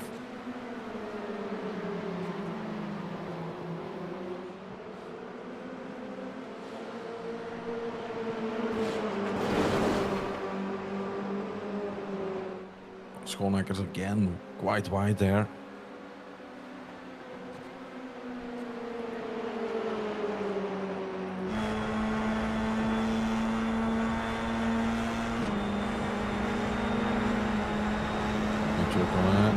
Trying on the inside. Romano leaving enough space, but still keeping the position.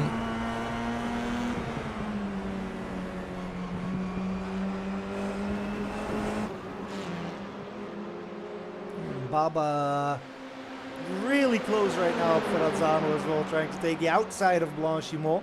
But that's of course the long way round. And therefore he loses a bit towards Verenzano in the end, but he can still maintain that second place. And it's probably a attack in the usual spot towards Lecombe, where you will see the drivers have another roll of the dice who's allowed to come out on top. It's basically a game of chess right now, Ronald, with all the slipstream going on. Yeah, and even here they are trying to more or less break the slipstream, as we see Robroek weave a little bit just to try to break the slipstream before the braking zone.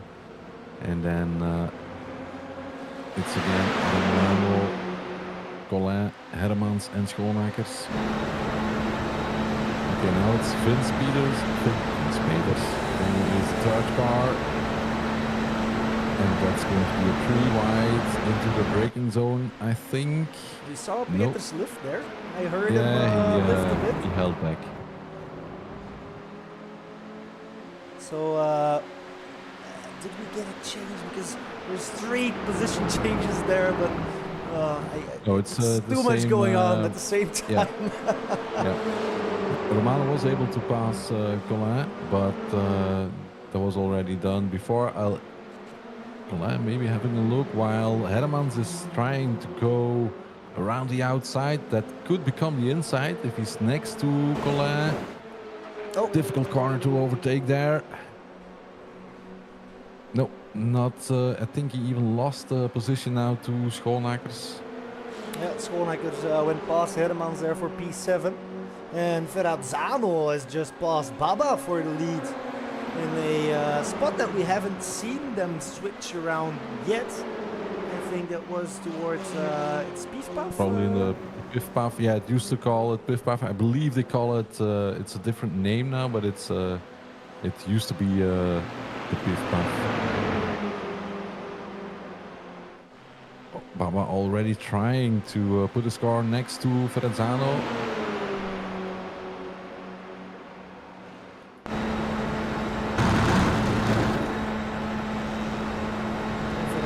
Will have the inside here. Yeah, and I think Peters is indeed just enjoying the show, having a bit of popcorn while watching those two guys fight each other. is No also... time for popcorn in this battle, Yeah, because exactly. everybody has to fight for position quite hard. And it has to be great fun to drive Yeah. when it's this close and this clean, we have to say as well, because Yeah, so far it's very nice. It's very close. The battles are very close, so it's not easy not to have contact, even though it's not intentional. You see a 3 wide coming up again. Trying to look for room, but there is, we see the feet of Vince Peters there. Yeah, there was a weird camera angle, but yeah, nice to see the detail inside the car as well. Okay, who is Robru defending? Romano still trying to put his car, but then losing maybe a little bit of momentum, but still defending. And then it's Hermans on the inside. Oof. That's high-speed chess that we are seeing at the moment.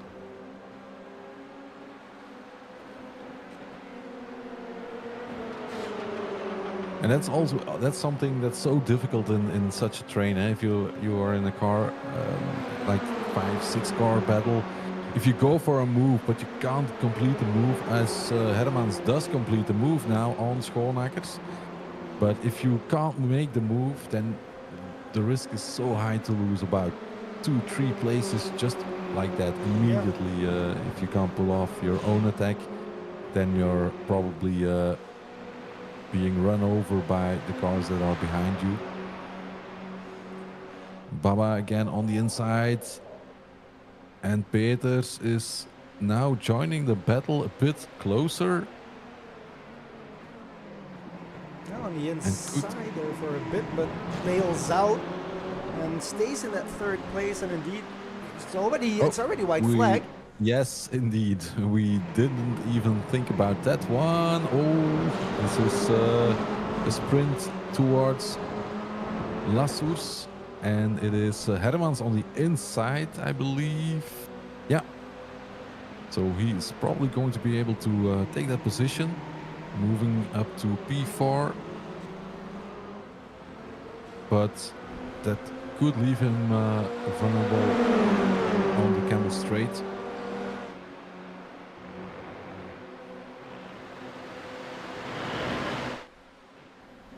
A lot of moving going on here, but it's a straight line, so they do have to take their position at one point. So far it is still clean up front as well.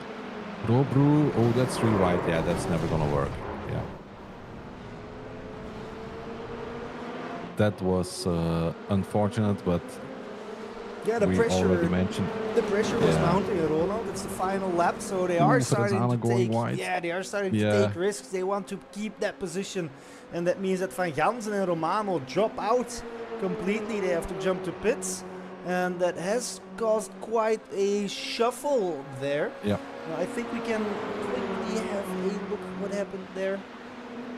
Well, we don't have much time, but maybe just I don't really have it quickly. ready, so I don't have it No, ready. we have the pit of Peters is now leading the race, so he ditched his popcorn and is taking over again.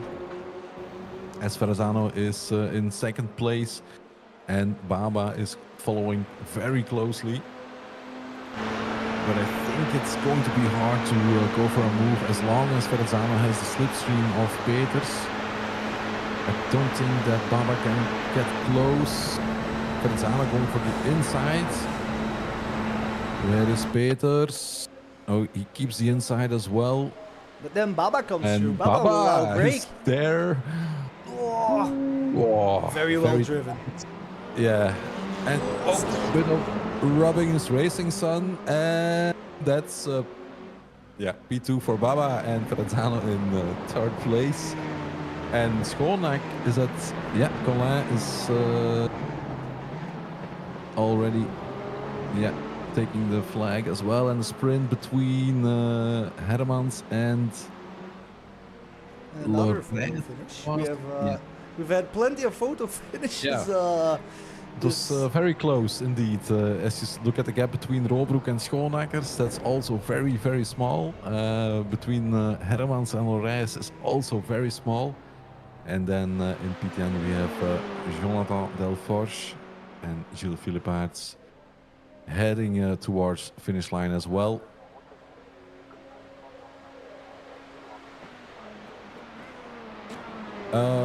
Well, that last lap, that was the last corners, that was quite exciting. Let's very have a look nice if to we see. can find that incident in the. Yes, we can, and it's on the inside. Yeah. It's on the inside. Maybe a bit too much curb, or I'm not sure what happened there. Yeah, there was a bit of a wiggle in the car there, and then there was contact. But it's, I don't think. Yeah, we also already said it. Between 3 cars there, that's going to be tough all the time. And yeah, he's on the curb, but Robroek has to take the corner as well. That's. Oh. Yeah. I'm not going to judge anything now because you have to look at a lot of angles, look at what happened maybe a bit further down the road, see how they are positioning themselves. But 3 wide, that's not going to work there in most of the cases. So, but nevertheless, we had quite some exciting races so far. The AM started quite nice as well. This already was. Very nice to see. Yeah. And we have about 5 minutes of warm-up now, so let's go quickly over the results of Heat 1. We saw Vince Peters again taking the win, and maybe the wind as well, but the win before Erin Baba and Ferrazzano, and that is Aaron Ferrazzano, I believe. Mathieu Collin taking P4, Maxime Robroek ending in the 5th position. P6 is for Jasper Schoonakers. Matthias Lorijs taking position 7. P8 for Pieter Gosses. Jonathan Delforge in the end listed at P9. That's maybe because somebody probably got a penalty, I guess. Kenny Hermans P10, Gilles Philippaerts P11, Jelle Verstraeten P12, Lorenz de Vlieger P13, Lucas Romano P14, Shane van Gansen in P15, Søren Gerrits P16, and Marceau Guigny in P17. So let's have a short break, and then we'll be back for the final race of the season, and of course also the final race of this evening. And I do hope we get the same amount of suspense within the next few 30 minutes. So a quick break, and then we will be right back. See you in a bit.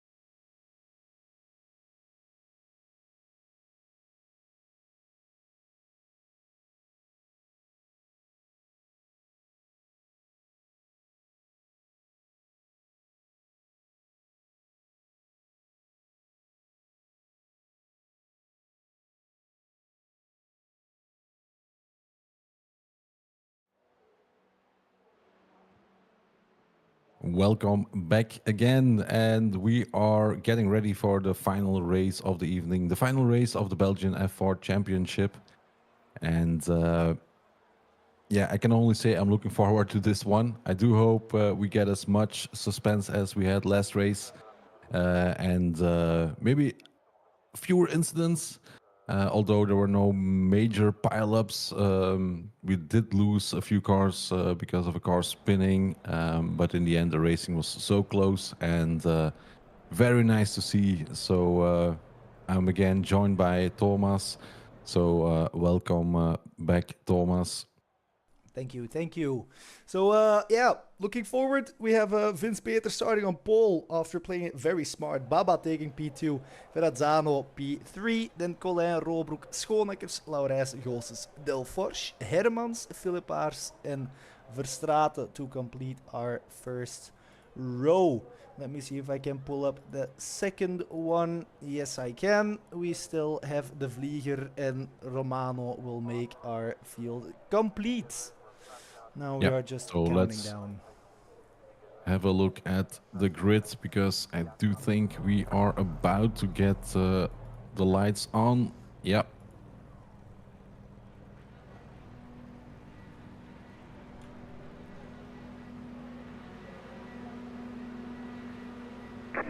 Green. And it's a go. And again, good start by Vince Peters. Looks to me like Adam Baba also having a nice start and probably will slot in before Verrazzano as he's being attacked by Colin, but keeping his third place.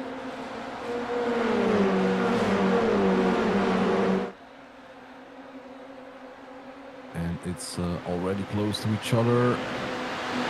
So it's going to be a hefty slipstream battle again, going towards the Camel Straight. And on the Camel Straight, of course, bump drafting done by Adam Baba and Vince Peters. I still find it very weird to say bump drafting while looking at the four cars, to be honest. Yeah, and they're so twitchy because if you give it a little bit of a nudge, it can go wrong so fast. So very risky, but it does pay off right now. Nice line, of course. I think I saw Delforce trying to go for a move, but slotting in behind Schoonmakers at the moment. And again, suspension working very hard on all the cars.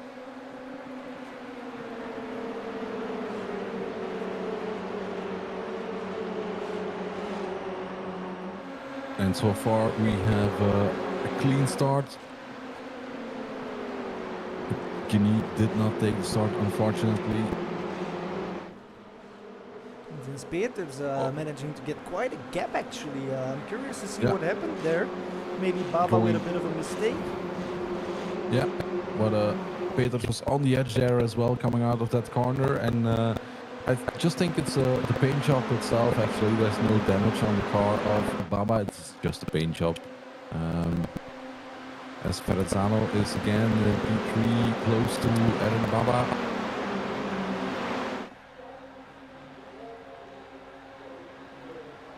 Having a look.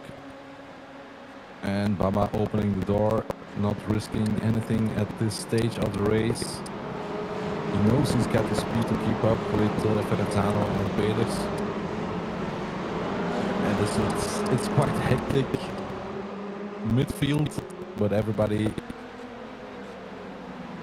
making it through the bus stop the first time. Bit of an unorthodox line there by Peters. Maybe trying to bait everybody into the other pit lane, which is closed by the way, so that would be a terminal crash.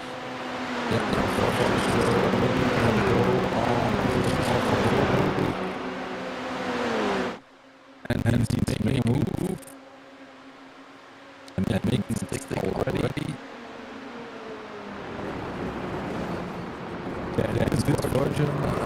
That's contact. And that's contact again. That's between. Who is that? Is that Hermans or is it Romano? Not sure. I think it's Romano. Yeah, 39. information coming in all at once. Multiple crashes there. We'll have a look really quickly what happened there. So Jelle Verstraeten leading and getting cut off. And then outbraked. And then in the front we see some crashes going on as well. So that's Matthias Laurijs, who was also involved in an incident there. That's Philippe Paerts, I believe, one of the Flemish. Oh, it's the same mistake we saw earlier on. Same sort of stuff going on. And then indeed behind there was the other crash. I was about to say, in this version of iRacing, because it's the older Spa-Francorchamps, there is a nasty bump, or there used to be in real life a nasty bump as well when you come out of La Source. But I think that's more or less gone now in real life as well. They even resurfaced the track just before the 24-hour race this weekend. And Baba on the inside of Verrazzano, and Verrazzano not giving in at the moment, leaving enough room to race, so that's nice to see, but not holding back either. That was close as well between Pieter Goossens and Van Gansen, and Gerrits is also close, I believe.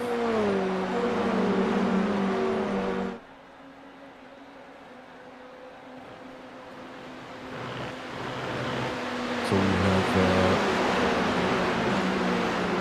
Peters, Verrazzano, Baba, Collin, Delforge, Roobroek, Schoonakers, Hermans and Van Gansen.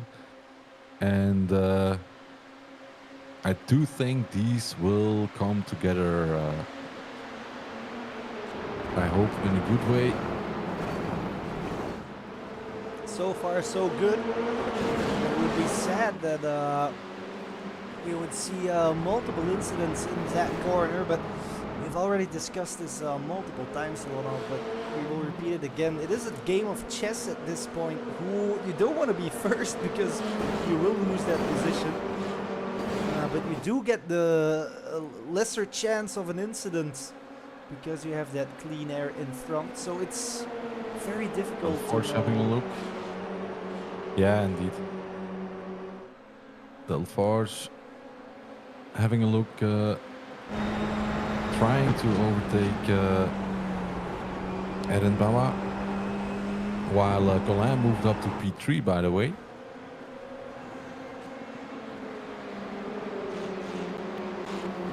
Yeah, there was also a big swap. I think it was going into Le Combe that we saw those swaps going on. Yes, it was indeed. We had a couple of swaps there, and Collin on the outside, which then of course becomes the inside. So yeah, and he was able to pick up a little bit of slipstream of Verrazzano as well. And Delforge now did pass Baba, while Baba is trying to go back on the inside. Delforge defending very hard. Oh, that's Baba into pit lane. Not sure what happened there. Oh, big slide there by Van Gansen, I think it was. I'm curious to see what happened. Would that already have been a drive-through? That would be quite fast actually to get to pick up 10 points. Although he is stationary. we see another attack for the lead. Verrazzano on Peters. He will try to close that gap, but I think it's a bit too far, maybe a late lunge, but what's worth, is it worth it, I wanted to say, to risk everything in this phase of the race? I think he will happily sit behind Peters for another lap. Yeah, still a long way to go. We have about 22 minutes to go, so it's very difficult to decide what you're going to do. Attack all the time or just follow the car in front, because he knows Vince Peters has the speed. Maybe if they can work together a little bit, they can pull away from Colin, try to break the slipstream. I think that's the best option for now, actually.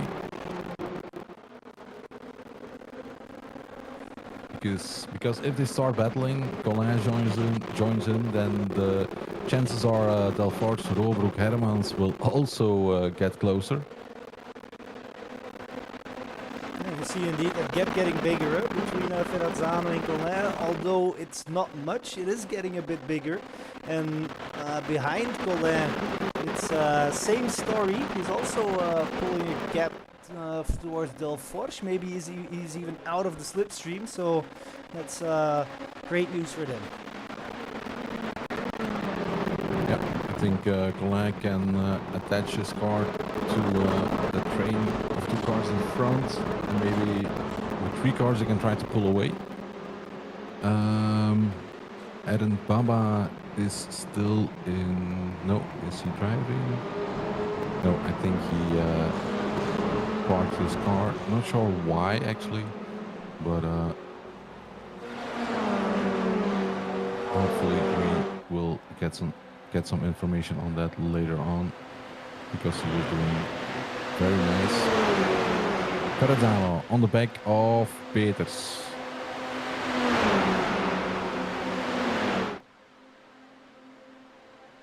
And they do already swap, so that means that Verrazzano has the inside and is ahead. So will Peters try to make it stick? He will defend, and they make it through so far. Nice. But again, Colin getting closer. And these guys are also, even though they are the back of the field, they haven't decided yet who will take that 10th position. There's battles all round. It's quite hard to get a good overview towards the viewers.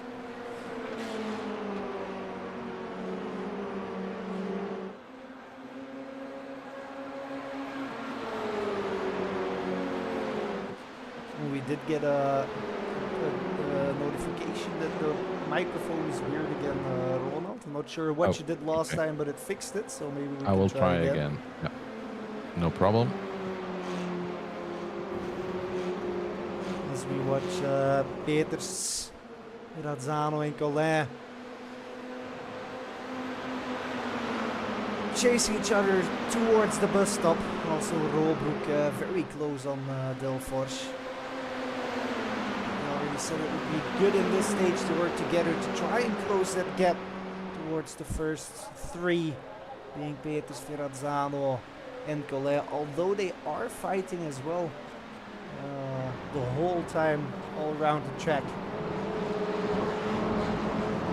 curious to see if we will see this group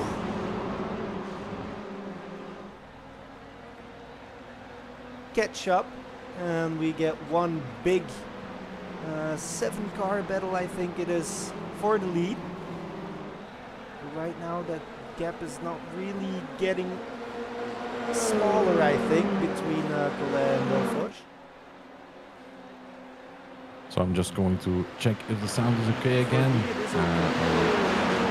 Okay, I will have another look at it, and then I will be back again. Another slipstream battle towards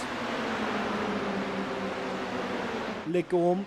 This time Verrazzano on the inside again, and then on the back we see Robroek also putting it alongside 3 wide into Lecombe.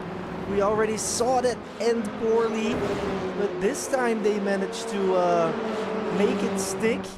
But that means that the gap towards the leading pack is now up to 2 seconds, or it was up to 2 seconds, because they are battling as well. In the back we also had a swap between Philip Aerts and Van Gansen for the 8th position there. And I just checked, and the sound should be okay again. Perfect. Very bizarre. For me, it comes through just fine. So, not sure. We'll figure it out after the broadcast. Yeah, probably that replay is really doing nasty things.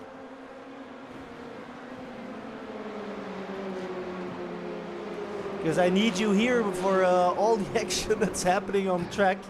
It's already a full-time job trying to manage these cameras. So apologies if I'm not saying that much, but it's quite intense. Because we have and I'm guessing it's intense for the drivers as well. But so far, I'm quite sure they are all enjoying those battles. And Hermans is in P4 at the moment, so probably while I was checking the sound, he was able to take P4. And that is Van Gansen and Philippaerts battling it out.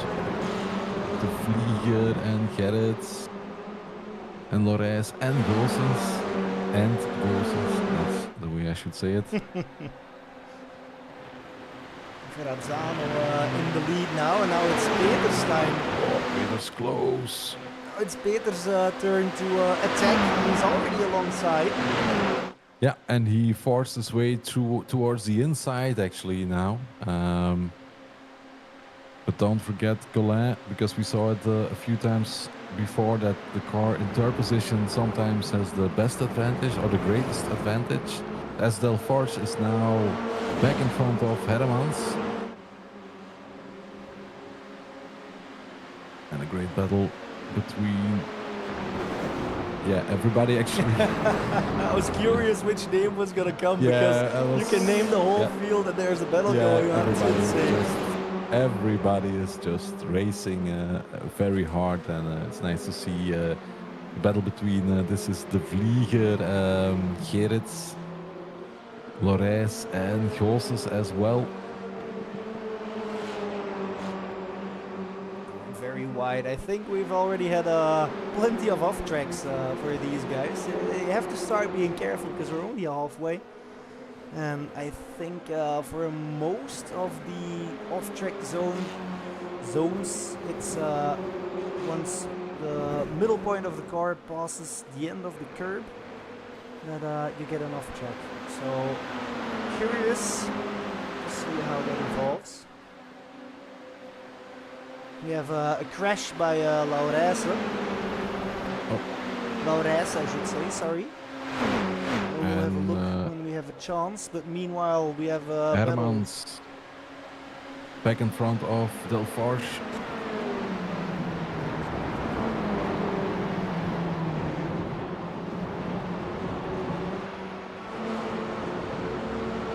Let's not forget Philippaerts and Van Gansen, who have been switching positions, I think, every lap.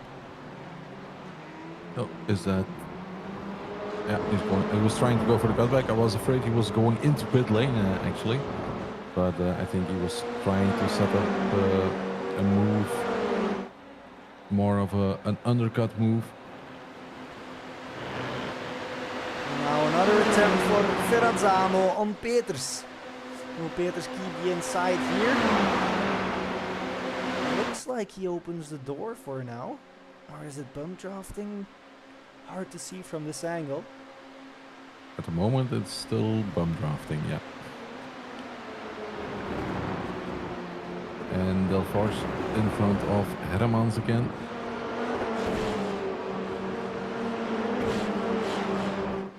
Philippaerts and Van Gansen switching positions again. That way they will probably never catch up towards the group of Schoonmakers, Robeck, Hermans, Delforge. And that gap between the front three and the battle for fourth has been quite stable, so it's also not coming down there. No. So the top three doing what they have to do. I think Philippaerts and Van Gansen don't care if they don't catch up. I think they're having fun racing each other at the moment. And same goes for Delforge and Hermans, I believe. Because they have been swapping positions a lot already. And again, it's Philippaerts before Van Gansen.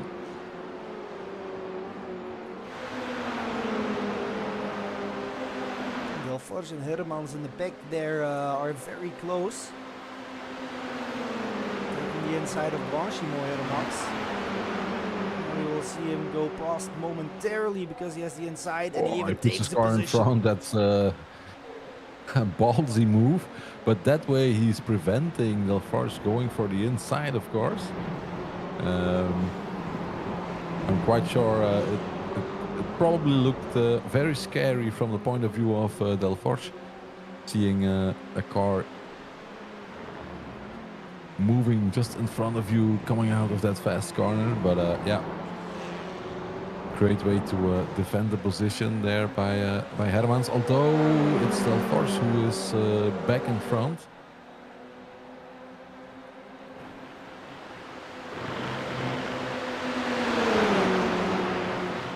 And again, Ferrazzano can decide where he will put his car here.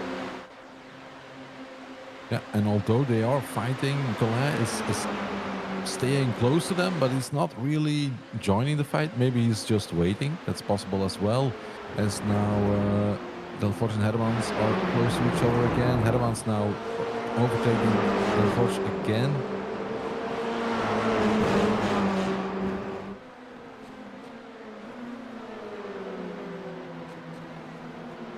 And looking at the timing, Van Ganze just passed Philippaerts again as well. Yeah, they've been swapping around. Yeah. As per usual. So basically you could say we have... Oh, mistake by Ferrazzano. Question is, will he stay in front? For now he will. So no punishment there by Colin on Ferrazzano. And that gap towards P4 is still growing.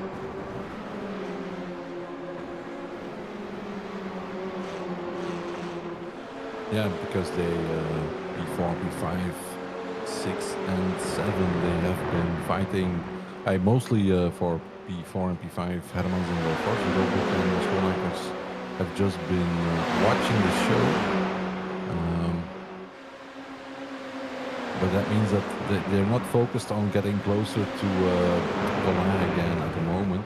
They are looking at each other.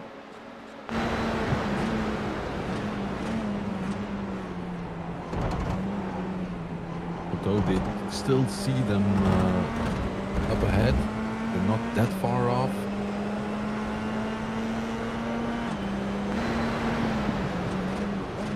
And that's indeed that other battle. Let's go! Ooh, that's a lockup by Van Ganze. And then, easy. That's unfortunate. That's a bit of a unsafe rejoin, I would say, having a look at that from the first time. And it was Peter Gosses who got turned around there as well. Ferrazzano. Again, yeah. very close. Who to watch? We have these 3 cars in front who are now going into the corner, and then we have this lot, and it's Robroek now taking over P4. Oh! Was there contact, or did he just lose the back? Not sure. And that there was a bit of contact, I think, with Hermans as well. He was not able to avoid Robroek completely. So hopefully for him, he did not pick up any damage, but I think Robroek lost it more or less on his own there. Yeah, no, a bit of a tap. No, it was a touch. Yeah, it's a bit of a touch. Oh yeah, okay. So Hermans did not, from the first point of view, it looked like Hermans got tagged a little bit by the spinning car of Robroek, but that was not the case, apparently. But there was indeed contact involved between Robroek and Delforge, at least as it looked from the helicopter view. Yeah, and that settles it all down a bit, of course, because then we had Philippaerts with that spin, which broke up the battle between Van Gansen and Philippaerts, and then Robroek also, yeah, maybe slowing down Schoonmakers a bit. So now we have Hermans and Delforge Delforge will still be battling it out, but of course also these three who we will still keep an eye on. Yeah, and I think Colin is thinking probably all the race he's already thinking third dog,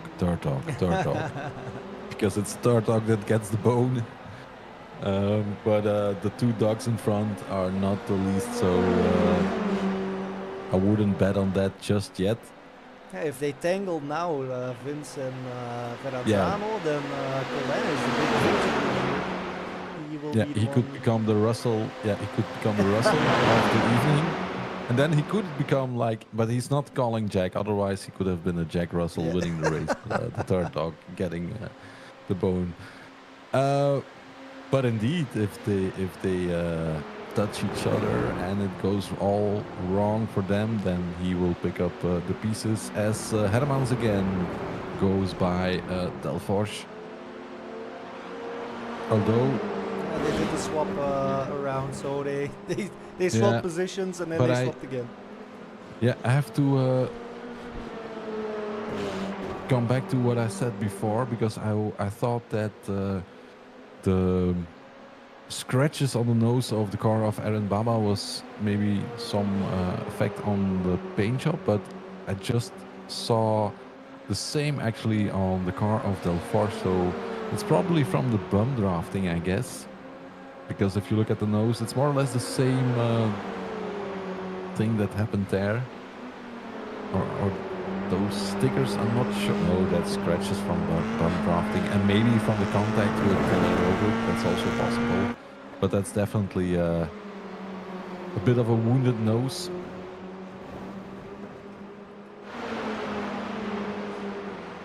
Top speed impact's probably okay, because it's not the actual wing, it's just the point of the nose, I should say. Yeah. So sure it's a bit, the nose is a bit bent as well. It's not just the scratches, there's also, if you look at from the side, then you can see that the nose is just pointing towards the ground just a bit faster than it should be. But yeah, nevertheless, yeah, the shape is a little bit different than it should be.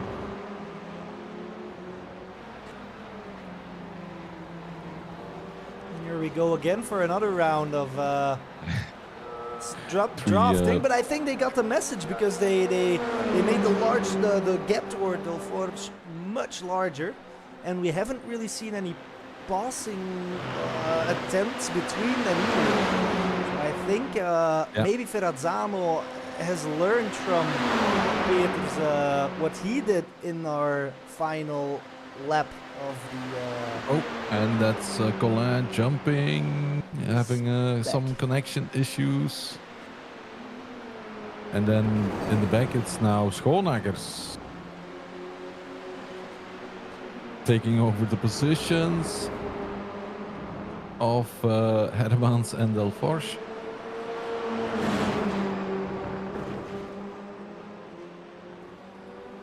So yeah.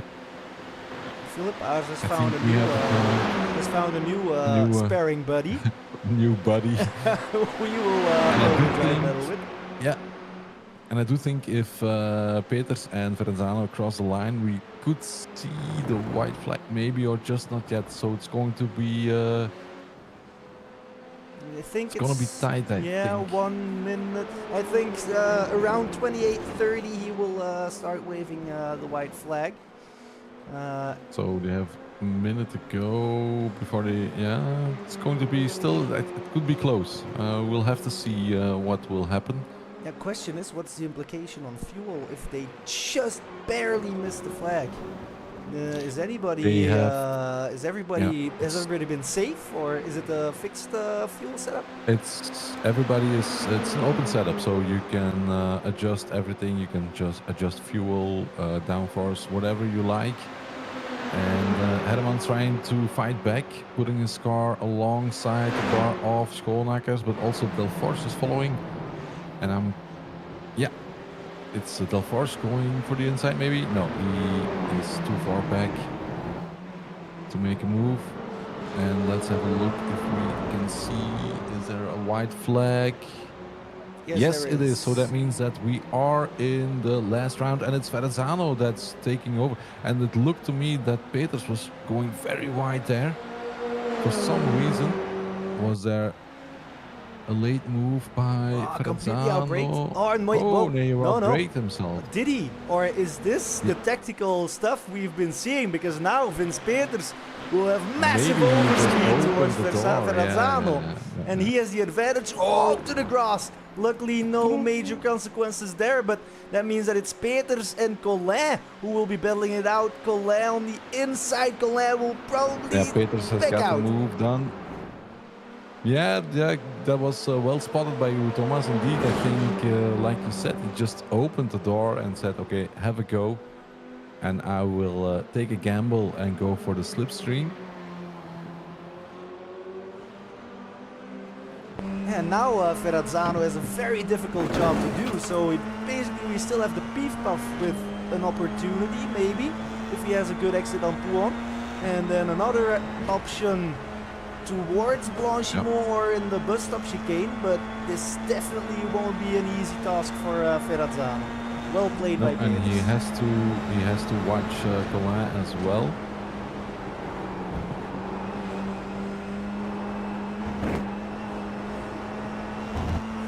Although he's not close enough to go for a move, I think, but the threat is still there. So it's going to be a sprint between Peters and Verrazzano. Peters trying to break the slipstream. He has to go for the inside. I think again he's leaving the door open, but if Verrazzano can cut back, now this could be the opportunity for Verrazzano to have a go for it. Oh, late braking by Peters, and there's contact. That's unfortunate. But yeah, it was very another close. spin in the back. Oh, spin, that's Schoonackers. And Hermans will take P4 and Delforge in P5. And those are solid points for Delforge. And also Schoonackers P6. And then it is Roobroek in P7. Shane van Ganze picking up the 8th position. It's there was close. There wasn't much in it, but the wheels touched each other between Verrazzano and Peters. Now Peters, he doesn't have to go off track, of course, so he could leave his car on the track. So it was difficult to spot from the camera angle we had, but let's have a look at this.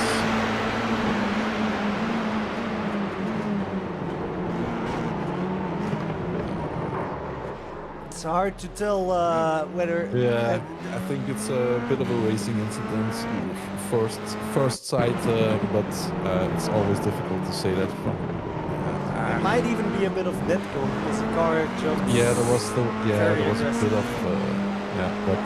And then of course the incident with Jasper Schoonackers that we also had in that loss, but I think it was just a spin on his own probably. On his own, yeah. Yeah, that's a spin on his own. So that means we know our winner.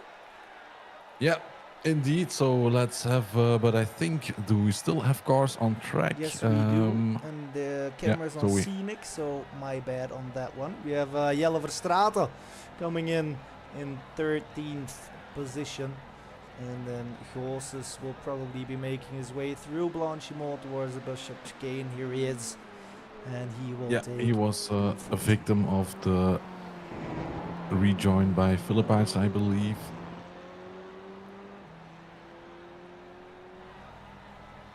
And then we should have the results available of the feature race, so the second heat. But in iRacing, it's the feature result.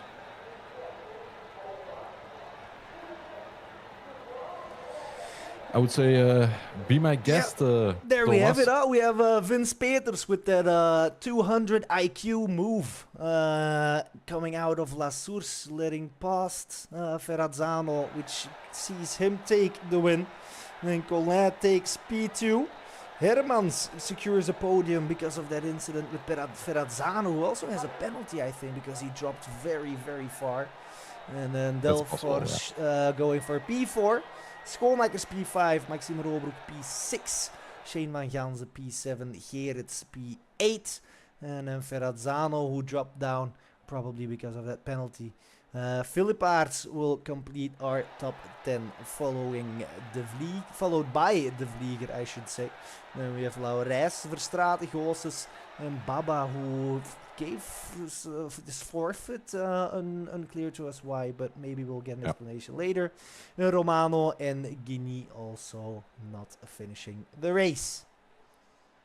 So that means that we can have a talk with the race winner of this evening and also the championship winner. There's I don't think we need to doubt that any longer. So good evening, Vince. And first of all, yeah, congratulations with the races tonight, but definitely congratulations with the championship win, because like I said just before in the intro, no need to doubt any longer. I think it's clear that you will take the overall victory.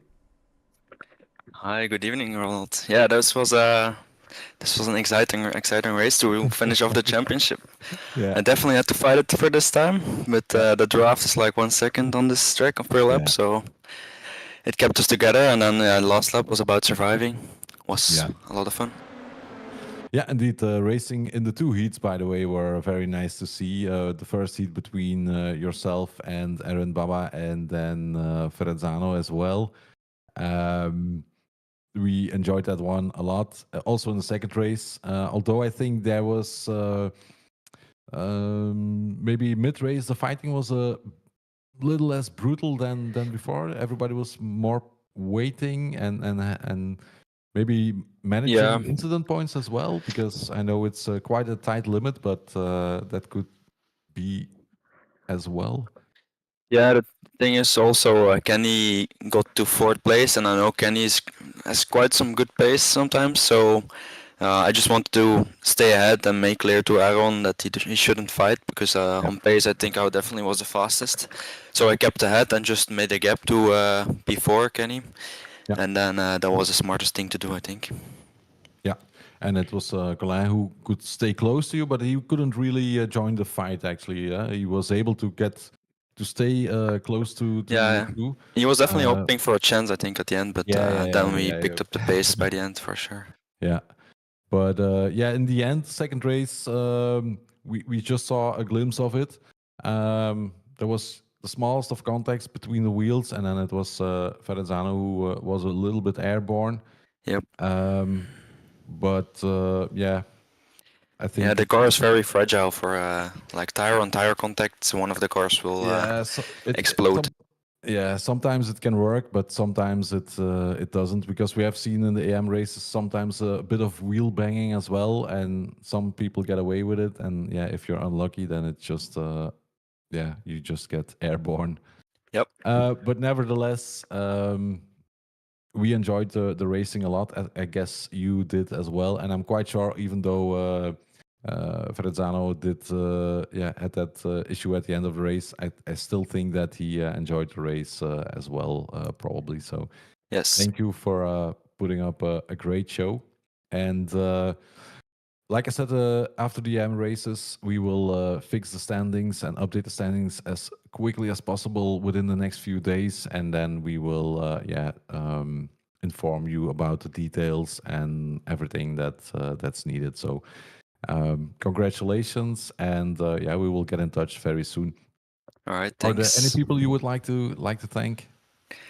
Yeah, Kenny and Lucas Romano and Arendt. Then we practiced all the races together, and actually the practicing was the most fun of the whole series. And then you guys for organizing it, and the RACB. for doing that as well. So it was a really fun championship, and I hope there will be a next one sometime soon. Well, let's hope so. And I would say go enjoy the victory, enjoy it with your teammates as well. And yeah, hopefully we will see each other in another season as well. And like I said before, we will get in touch quite shortly. Okay. So have a good evening. You too. Let's have a quick word with Mathieu Collin as well. So good evening, Mathieu. If Good you evening. can Yes, good I'm evening. there. Yes, you can Good. hear us. Yeah, great race. That second one, you were able to stay close to the